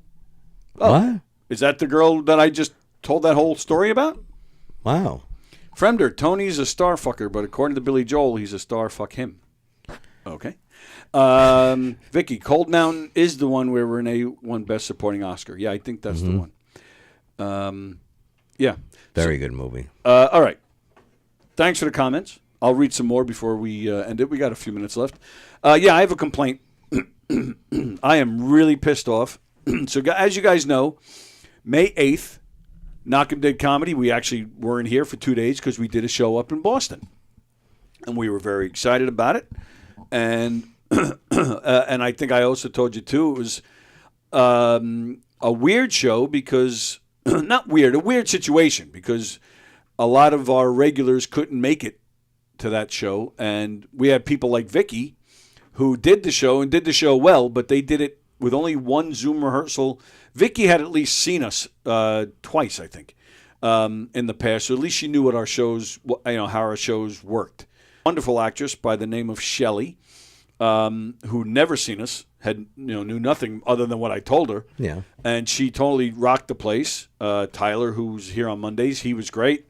Greg Halverson, who no, Greg did not come, but he's with us regularly. He's great. But yeah, so we had, even our sound guy had never seen us before, so I had to just give him a script with all, everything was marked off. This part you got to do this part, and he did a great job. And I rented a van so that we could all drive together. We had a really nice time. Like I said, this woman who came in with no experience with us, I didn't even know her. Tyler recommended her. So we were working with people we never met before. The actors, only a few of them had met a few of them, we all didn't know each other. So it was a weird but fun experience working that way. I don't think I've ever worked that way. I mean, you go into a stage run, with people you never met before, but you do, a month of rehearsals. Oh, and yeah. you guys build a rapport by the time the show starts. And it was crazy because, we met that day. I'm driving this van in pouring rain. We had a break from the rain. We took the ferry. I skipped all the city stuff. We took the ferry out of Suffolk County, which takes you into Connecticut. Then we drive to Boston from there. But between traffic and the rain, it took us 6 hours to get to Boston. Ooh. We got there an hour before showtime. So we didn't have time to go to our hotel and check in and get ourselves together. We went straight to the venue.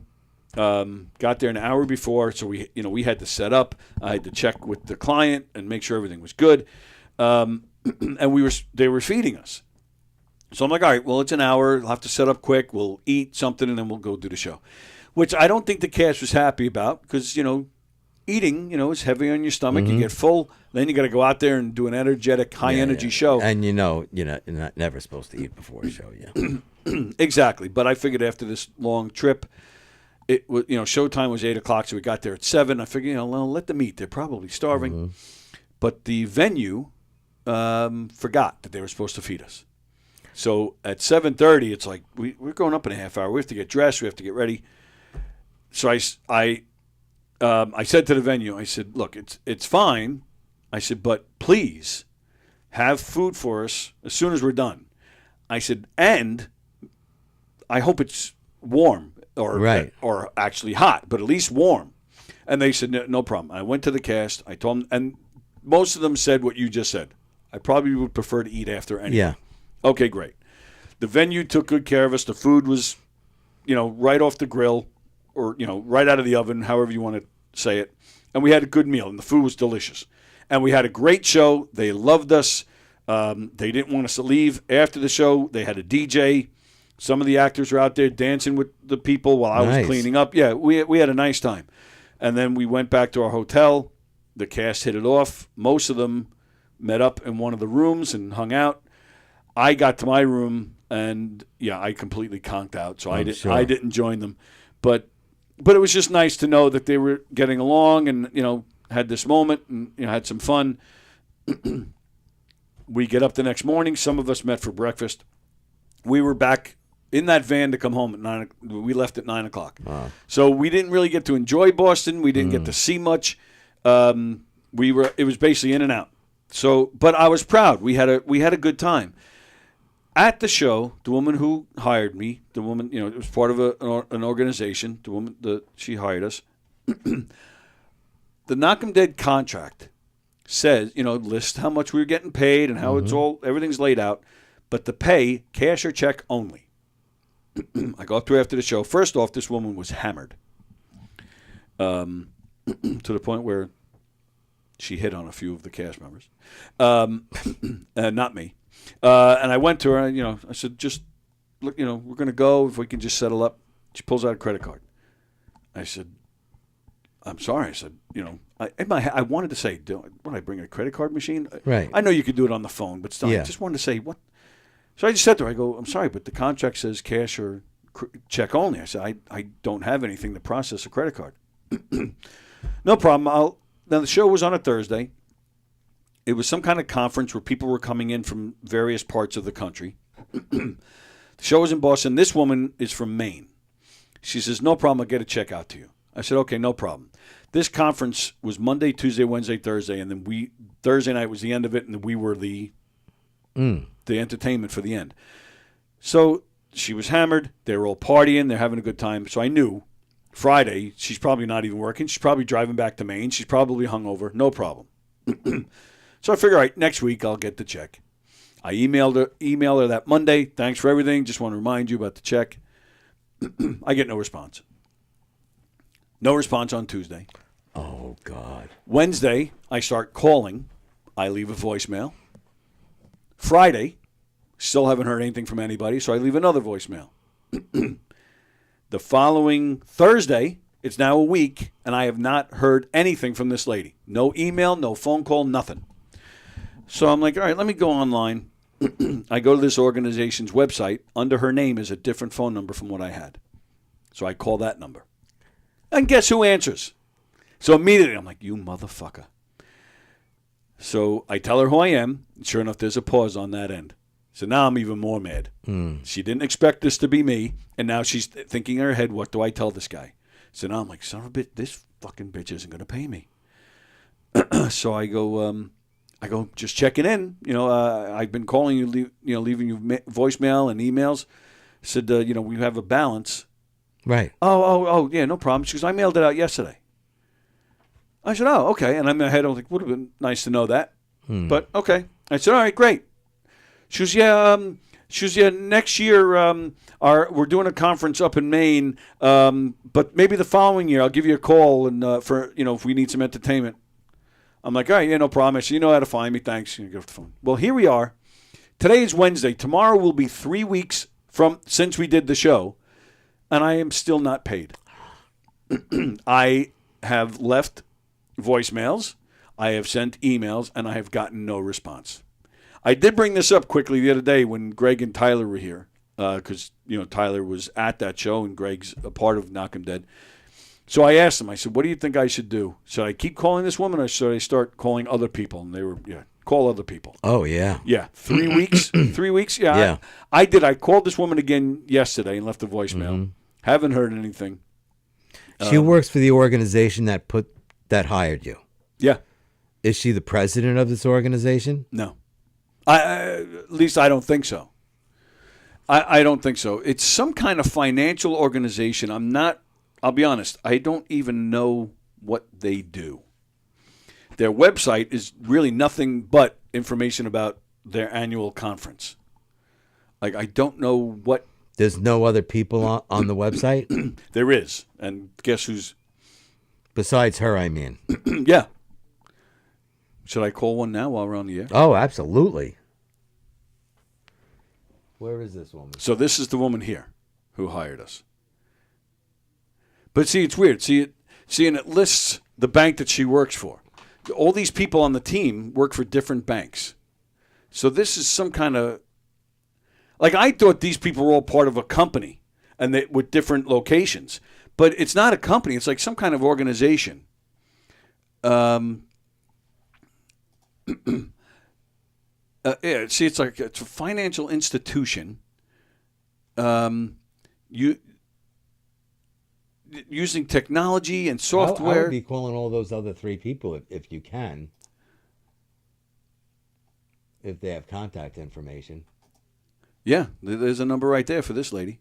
I don't know if this lady was there. I think she was. Were those 2 guys there? This guy was definitely there. And then this one I don't know. He doesn't look familiar to me. But I'm pretty sure she was, and I'm positive he was. So I'm thinking that just being that she's like it says meet our team. There's 4 people. This first lady, it just says, it has her name, and then she's listed as a partner. This lady is listed as membership. This guy is listed as website. This guy is also listed as membership. How many people were at this show? 60 to 70 people. Beautiful place. It was at a nice, fancy hotel right next to Gillette Stadium. Right next to it. Wow. Yeah. Oh, yeah, there was definitely money. I mean, the food was unbelievable. The place, there was money. There was money there. Should I call this lady on the air? You know me, I would. She might say her name and the name of the bank. Like, is that a bad thing? I mean, it is time for us to go. Screw it. They owe you money. Yeah, screw it. All right. So all right. So I'm going to make this call, and then we'll see what happens, and then should I leave a voicemail? I'm thinking no. Because then if I tell her who I am and why I'm calling, she's going to go back to this other lady, and they're going to say, don't call him. Okay. All right. So let's see what happens here. Is this even working? I think it's working.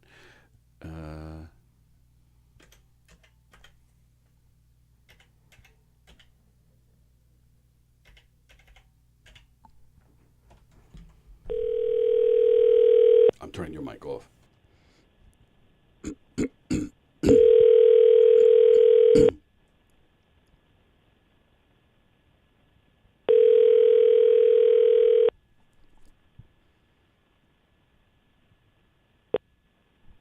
Your call is being forwarded to a Mitel voicemail system. Damn it. All right, but there's an email there, too. So from this call, though, it probably... I don't think so, actually. Good question. What is it? What does it say? Let me call my cell and see what it says.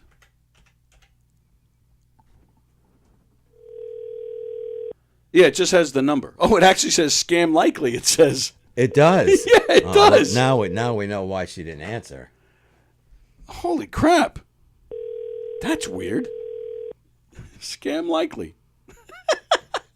Wow. Well, I was going to offer. I mean, I could try again from my cell. Yeah. I just can't Hi, believe. you've reached Tony at Knockem Dead Comedy and at Govs Radio, 516-510-8381. Leave me a message and I'll call you back. What did that say? I forgot that's what my outgoing message was. All right, so who just texted me? All right. So all right. So should I try again from my cell? Sure. All right. All right. Let's see. Where's her number? So her name is I'll tell you. Her first name is Tabitha. Not a name you see very often. No. All right. Let's see. All right. I'm calling Tabitha.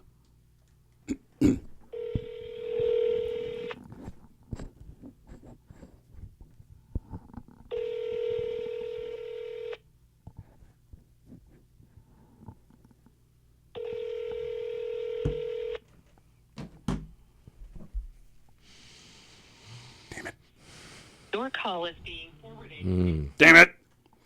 Well, I'll tell you right now, these people are getting, it's at the point now where they're getting a call from me every single day. And I might give it another week. And if I don't hear from anybody, I will be giving you guys the name of the organization, the names of the people, and their numbers. I mean, it's all right there on the website, so I'm not breaching any. If they have a company, I would go right. I know I would be calling the Better Business Bureau. I'd be calling. That's what Lisa's telling me to do. Yeah. I just figured, I'm just trying to give them the benefit of the doubt that they're going to come through. So I'm trying. It's one of the things that I admire about you. You see the good in people, but yeah, and I get screwed.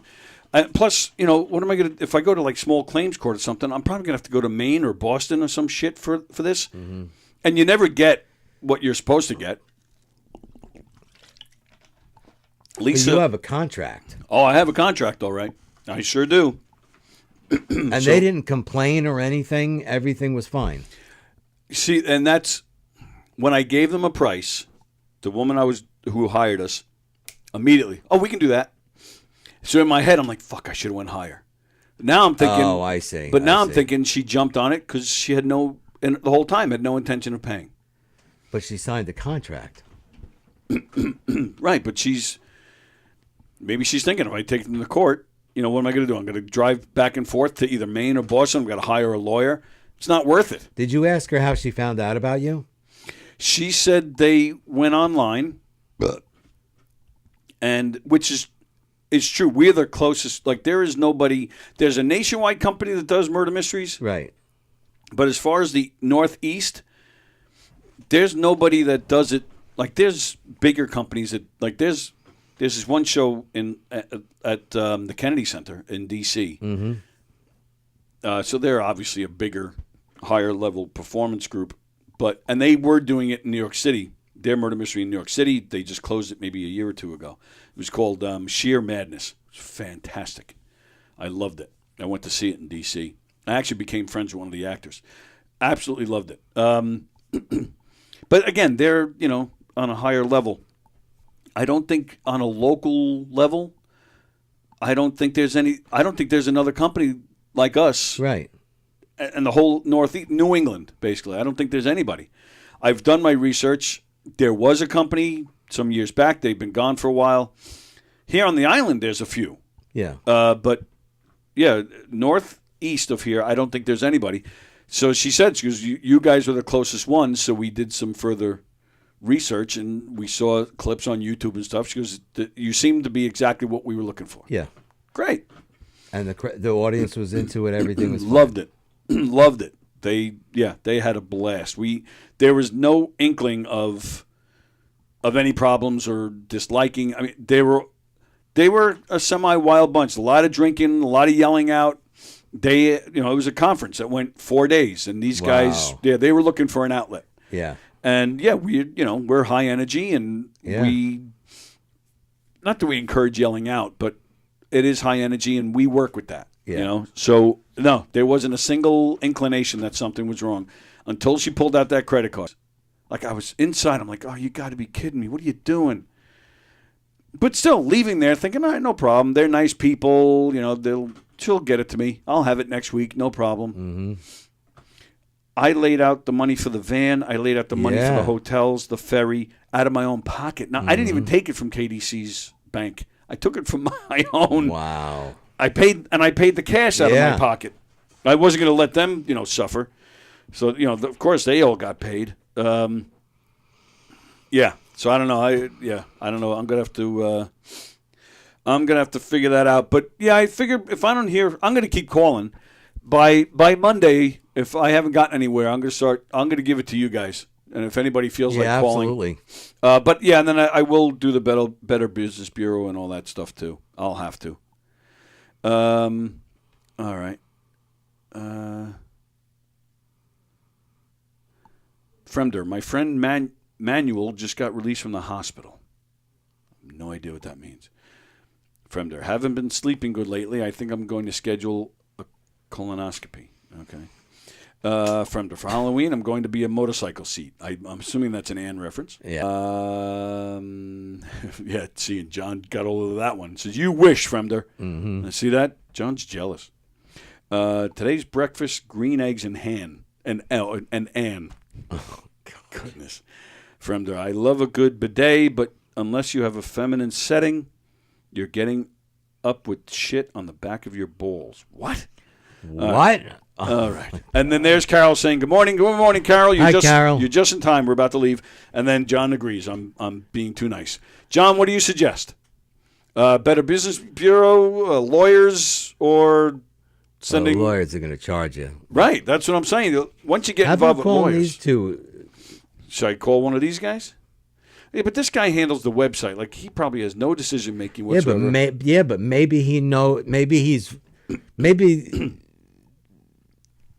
they could be having sex, and maybe he says, "Hey, this guy called me today." Yeah, but I don't want that, because what if he's just going to run to one of them? Then they're going to just blow it off, and he has no power. Like, I want to get this lady, the first lady that's listed on here, because I'm assuming she's a decision maker. I want to get somebody on the phone that's going to say, hey, I'm really sorry. I'm going to mail a check out to you right now. Yeah. Something like that. I don't want to get somebody that's going to say, all right, let me look into this and I'll call you back. Because I'm never going to hear from him again. So I want to get, so I'm going to keep trying these two until I get somebody. What's the last guy? What's his title? Well, his title is membership, just like the woman who hired me. Membership. But she's in Maine, and this guy's in New York. So I'm thinking the same thing. And plus, I don't even know if he was there. He doesn't look familiar to me. So I don't want somebody either that's going to be like, I don't know what you're talking about. I wasn't there. I don't know anything about it. Same thing. He's then going to run back. But he's got to know. They all have to know each other. Know each other, but he's not going to be a decision maker. But maybe he's got the access to the main lady. This lady? Yeah. But again, I don't want somebody that's going to go back to them. And again, he's going to tell me, I'll call you back. And I'll never hear from them. I want to get one of these ladies directly. The lady that hired me or the lady that's in charge of this whole organization. Somebody that can say to me, okay, yeah, right now, I'm going to mail you a check right now. I'm really sorry about this. Or they're going to say, I don't know what happened. Or somebody that I can, or even say, hey, look, I don't want to call a lawyer. And they'll say, okay, we'll fix this. These guys, I don't get the impression can fix this. Sponsorship fees vary depending on the... Yeah, that's what I'm saying. This isn't... Yeah, what kind of company is this? This isn't a company. It's like an organization. It's not a company where you get, that has a product. This is... Yeah, see... they put things together? Users helping users. So it's an organization. And it has something to do with banking. Yeah, I'm not really sure exactly what they do. So...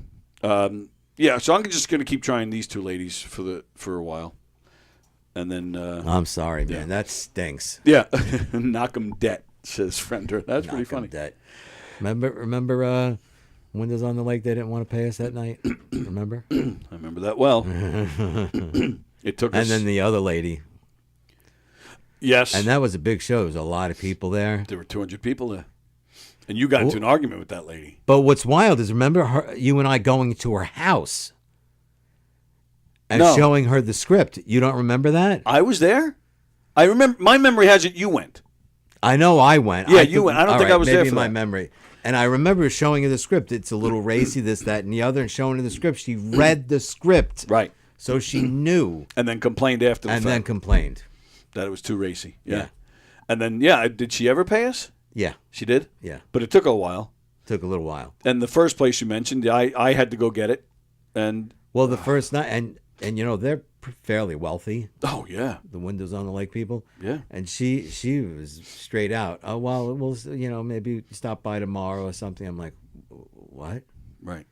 They did not want to pay us. And I went. Then they were complaining. Right. Whatever. I forgot what the. And that was another one. That was our very first show, and we had a good turnout. We had a good show. That was a nice show. Yeah. And that was a beautiful place, the beach house. Yes. Yeah. And they were dicks about paying us. When I went back a week later, he finally paid me. I remember he gave me a check. Yeah. Then he gave me like his little advice on how to change certain things, which I wasn't even listening. Then he said, "Hey, listen, why don't we do something at New Year's?" And in my head, I'm like, "I'm not doing anything with you." Yeah. And I go, "You get a big turnout for New Year's?" He goes, "Yeah." He goes, "What do you normally do?" I said, "Well, I'm usually home with the family on New Year's." He goes, "Even better." He says, "Get the family to come." He goes, "What better than making money off your family?" It's exactly what he said to me. In my head, I'm like, "You're an ass." Wow. And then I went back a few years later, probably about 10 years later, give or take. Somebody else hired us, and that's where they were having the function. And he was a little standoffish when he saw me, and I even said to him, "You remember me?" He goes, "Oh, yeah, I remember you." The way he said it, too. "Oh, yeah, I remember you." So I said, I go, "Yeah, I remember you." Yeah. But we had a great show. He's an arrogant guy. And then he was super nice to me after the show, and, we got to do some stuff here. And at that point, I was hesitant but willing to do it. Right. And I said, there was no way I was going to call him. So I said, "Anytime you want to call me." And he never did, which is fine. Well, now they're in with, the Streets. Of course. Streets with a Z. Streets. The Streets Empire. When the first one came out, the first Streets movie, we tried having a Gov's Comedy Club podcast Christmas party. We bought a bunch of tickets to one of the shows, and we gave them to all the people that had shows in here. We said, "Here, we're going to have a party." And that pizza man who used to have a show in here, he grabbed up a bunch of these tickets and brought his entourage. You would think he was, going to, the White House Correspondents' Dinner or something. He comes in, all dressed up, and he's got girls around him. I'm like, what the fuck is this? Ugh. But he brought her, the Windows on the Lake. Oh, yeah. Yeah. She was one of the people. Mm-hmm. And you could see it in her face. We crossed paths, and she's like, "Hi." I was like, "Yeah, hi." Mm-hmm. You could see in her face. She's like, "I know this guy, but I can't place it." And I was not about to tell her. I just kept walking. I did, years ago, I was hired by a woman to do a game show in Brooklyn. And it was a big Jewish affair. And I'm not Jewish. So we get to the venue. We're going to do the show. The woman who hired me, one of the most beautiful women I've ever seen in my life. Like, this woman was beautiful. And I remember, seeing her, oh my God. And I'm not being my usual perverted self. I'm just saying as a fact. This woman was gorgeous, beautiful. And I was like, "Hi, I'm Tony. Apparently you can't touch the women." And so I was like, "Oh, sorry, I didn't know." We did the show. Same thing. She was, "I don't have it." I'm like, and in my head, I'm like, "You gotta be kidding me." I drove out to Brooklyn for this show, brought it cash with me.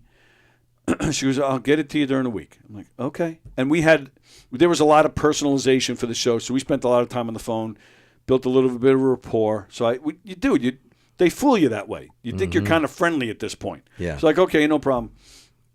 Never comes. Eric I found an address for this woman because she didn't put an address on the contract, just her name and whatnot. But I found her address. I did the research. Eric is then like, "Let's go to her house." I'm like, "What?" He goes, "Let's go to the house." The show was in Brooklyn, but she lived in Hewlett. And I know Hewlett well. I used to work down there. So I'm like, all right, fine, let's go. We go there. Eric is banging on this door, but nobody answered. I took her to small claims court. Lisa, I remember once, she took somebody to small claims court. And the thing with small claims court, like, you might never get the money. Right. But it's not until later on a judgment comes down. Like in Lisa's case, the guy she sued was buying some property. Yeah. And it came up in his record. So he couldn't buy the property until he fixed the situation with Lisa. Lisa, at the time, was working at St. Charles Hospital out in Port Jeff. Somebody comes in and says, there's a guy here who wants to see you. She's like, okay. In walks the guy. And he's like, and he told her flat out, look, I have this judgment. But he is like, here. He goes, I forget what he owed her, but it was like, I think he owed her like $100 less. He offered $100 less. He goes, if I give you this right now, can you sign this paper saying that we're good? She's like, fine. Same thing when I sued this lady. She gave me $250 less than what she owed me. But you're like, am I going to spend more time fighting this and, taking time off work or, out of your busy schedule to go to small claims? Like, fine. So I signed off and I got $250 less. Not the end of the world, but it's still enough to piss you off. Oh, yeah. Then this bitch had the balls to call me about a year later to ask me to do another show for her. And then in my head, I'm thinking, I wonder if did she just forget my name or forget? Oh, yeah. So I even said to her, I said, are you serious? And she sounded confused, like, what? And I said, no, there's no way. Thank you. And I hung up. And that's what I'm thinking now with this. Like, do I have to drive up there? If I have to get a lawyer, that's money, time off, to drive up there, that's a full day. Plus maybe a hotel. Oh, yeah. So now I'm like, fuck. So if I get these, I think just pressure in the BBB thing angle. And then even Lisa said, too, maybe if I get a lawyer, like a friend, or maybe just pay a lawyer. Just a call. To maybe send a letter. Send a letter, yeah. If you don't send the money, there will be legal action. Something. Yes, I don't know. Something. So that's a story. Where's the office located? Well, that's the thing. They have a few different offices in Maine, Boston, New York. Call them until you get someone to answer you directly. Right, that's what I kept saying. Right. Hooked on Phonics works for everybody except Tony. Hi, I just learned my ABDs. What did I say? I have no idea. I don't know. You have to start getting a committed retainer before a show. I do. I get a deposit. I get the contract and a deposit.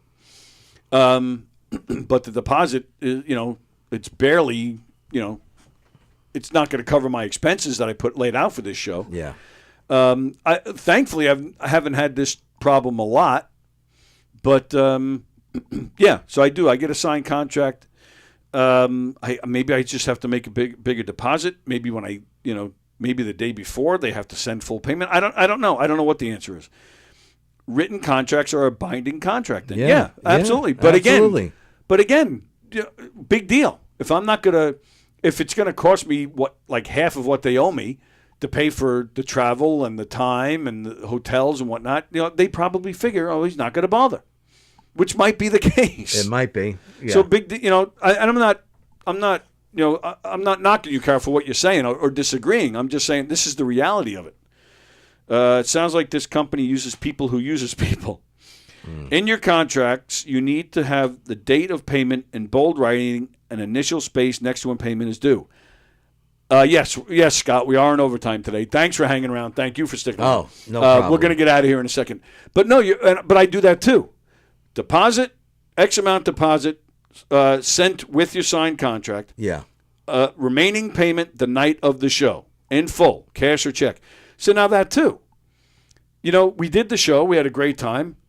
Now what? They got the show already. Who gives a shit?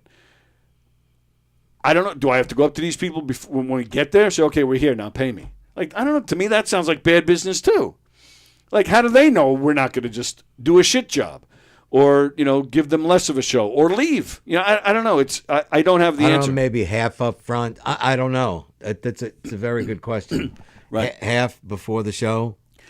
Maybe half before the show. Or talking about with Lisa, we're thinking maybe just have different rules for when we're doing road trips like that. where they are more expensive trips, Yes. more expensive payout.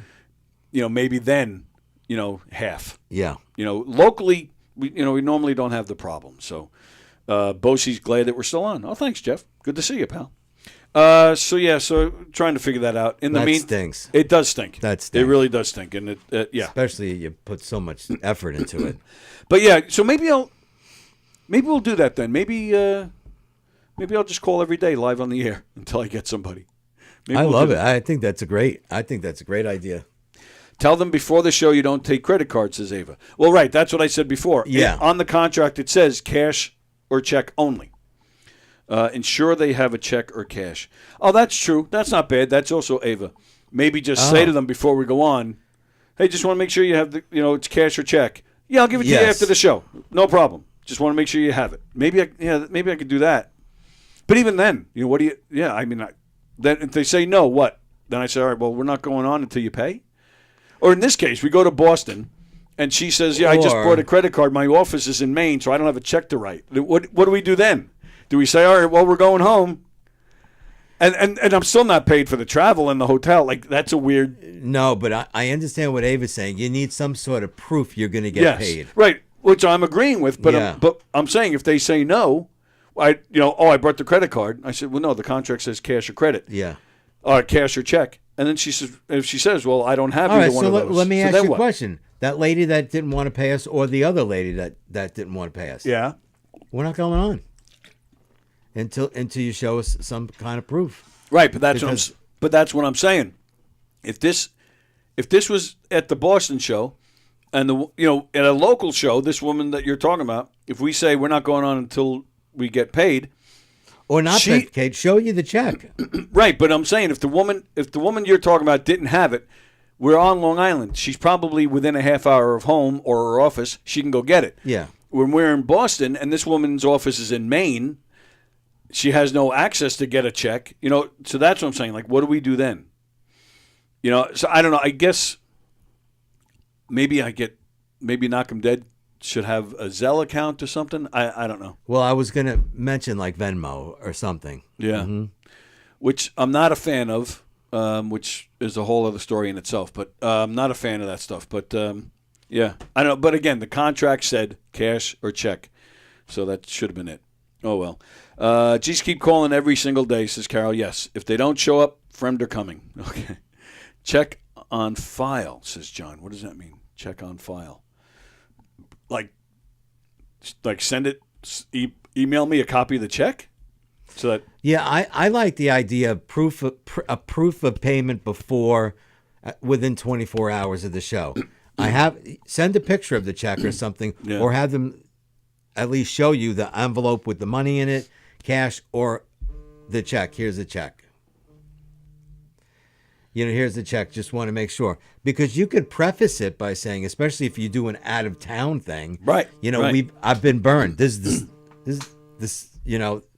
and not just once. Right. So, a lot of expenses go into this. Yeah. All right. Yeah, I'll have to. So I'll call again tomorrow, live on the air. Tomorrow, Frank will be here. We have our old friend Danielle Asher will be here with us tomorrow. Danielle has not been in here. She used to. Why does that name sound so familiar? She's a singer, not a full time, but that's her side thing. She used to come in here. She would come in there once a week and be a part of our show. Back in the old days when Eric was still here and Sally, she would come in once a week, probably a good year or so. And then when Sally and I stopped doing Wednesdays, we would take Wednesdays off. Eric would still come in. And it would be him and Danielle. Him and Danielle Asher did a show. And then even during quarantine, they during quarantine? Yeah, I think it was during quarantine. They continued to do their show for a while. But that ended when Eric left.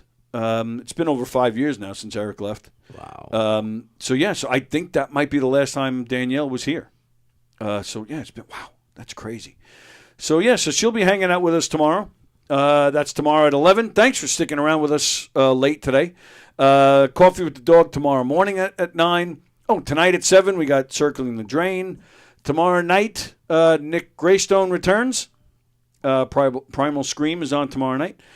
And that's it. So we appreciate you guys sticking around late with us a little bit. We appreciate it. Circle and Drain tonight at 7 o'clock. And don't forget the club, Governor's Comedy Club, right here in Levittown, the main stage, and the Giggle Room. The Brokerage in Belmore, McGuire's out in Bohemia. Some of the comedians you'll see on a Governor's stage this weekend: Brian McFadden, Terry McNeely, Lou Pratt, Nicole LaMonaco, Roberto Vanderpool, Eric Terrell. Go to govs.com, make your reservations to some great comedy shows. Go to knockemdeadcomedy.com. Our next public murder mystery is at the Knights of Columbus in Hicksville on June 6th. It's a luau. It's a family reunion with a luau theme. Come have some fun with us. Anything with you? Anything left that we want to do? No. Okay. Save it for next Wednesday. Next Wednesday, we might have a guest. Okay. My friend Rob Notaro, who's been in here several times. You guys had have you met him? I think I have. You guys have a good time when he comes in. He brings his computer, and he plays popular songs, but just like the drums or just the bass line, and you have to guess what song that's he's playing. cool. It's a lot of fun. I Rob's can name a great that dude. tune in 3 notes, Bob. And I'll tell him to make sure he brings some Bruce. Oh. So we'll see how well you do with your Bruce. He'll probably do like beat. He knows what I like. He's me and Rob go way back. So that's fun. Yeah. Yeah, it is a lot of fun. And he's a big Bruce fan as well. Uh-huh. He's got some cool Bruce stories. Nice. And But so does he have a Pam Springsteen story? Not that I know of. I'd like to know if he ever ran into her like I But did. he does have some stories that are just as good. Oh, I'm sure. Yeah, he's got some really cool stories. One I'll tell you when we finish, but I'll let him tell it next week. Yeah. Let me quickly just read the remaining of the comments. I feel bad when I don't get to all the comments. Just keep calling every day. I saw that already. Call a couple of days before the show and go over payment and record conversation. That's a good idea. I do call a few days before to make sure everything is still everything's good. But I should just add in the payment. You're right, Carol. I'm going to do that. Bosie, just so long the check doesn't have rubber fibers. Exactly. Fremder, by the way you said the lady, it sounds like she was looking for her own deposit. What? Scott says cash check or 3 goats on site. Oh, God. You pay half up front and you pay half when it's over, or you can pay all of it up front and it'll be a little cheaper. Pay it all after and it's going to be a little more expensive. Not a bad idea either. Thank you, Fremder. Pay the whole thing up front. It's the cheapest price. Pay it in 2 installments before and after. It's a little more expensive. Pay it all after, and it's the most expensive. Thank you for that, Fremder. I just might do that too. That's a good one. You're guaranteed to get paid everything up front. Yeah, you're absolutely right. All right, thank you, guys. That's everything. Enjoy the rest of your Wednesday. Circling the Drain tonight at 7 o'clock. And then we'll see you tomorrow with Danielle Asher. Thank you as always, pal. Yeah. Whoa. All right, we'll see you guys later. See ya.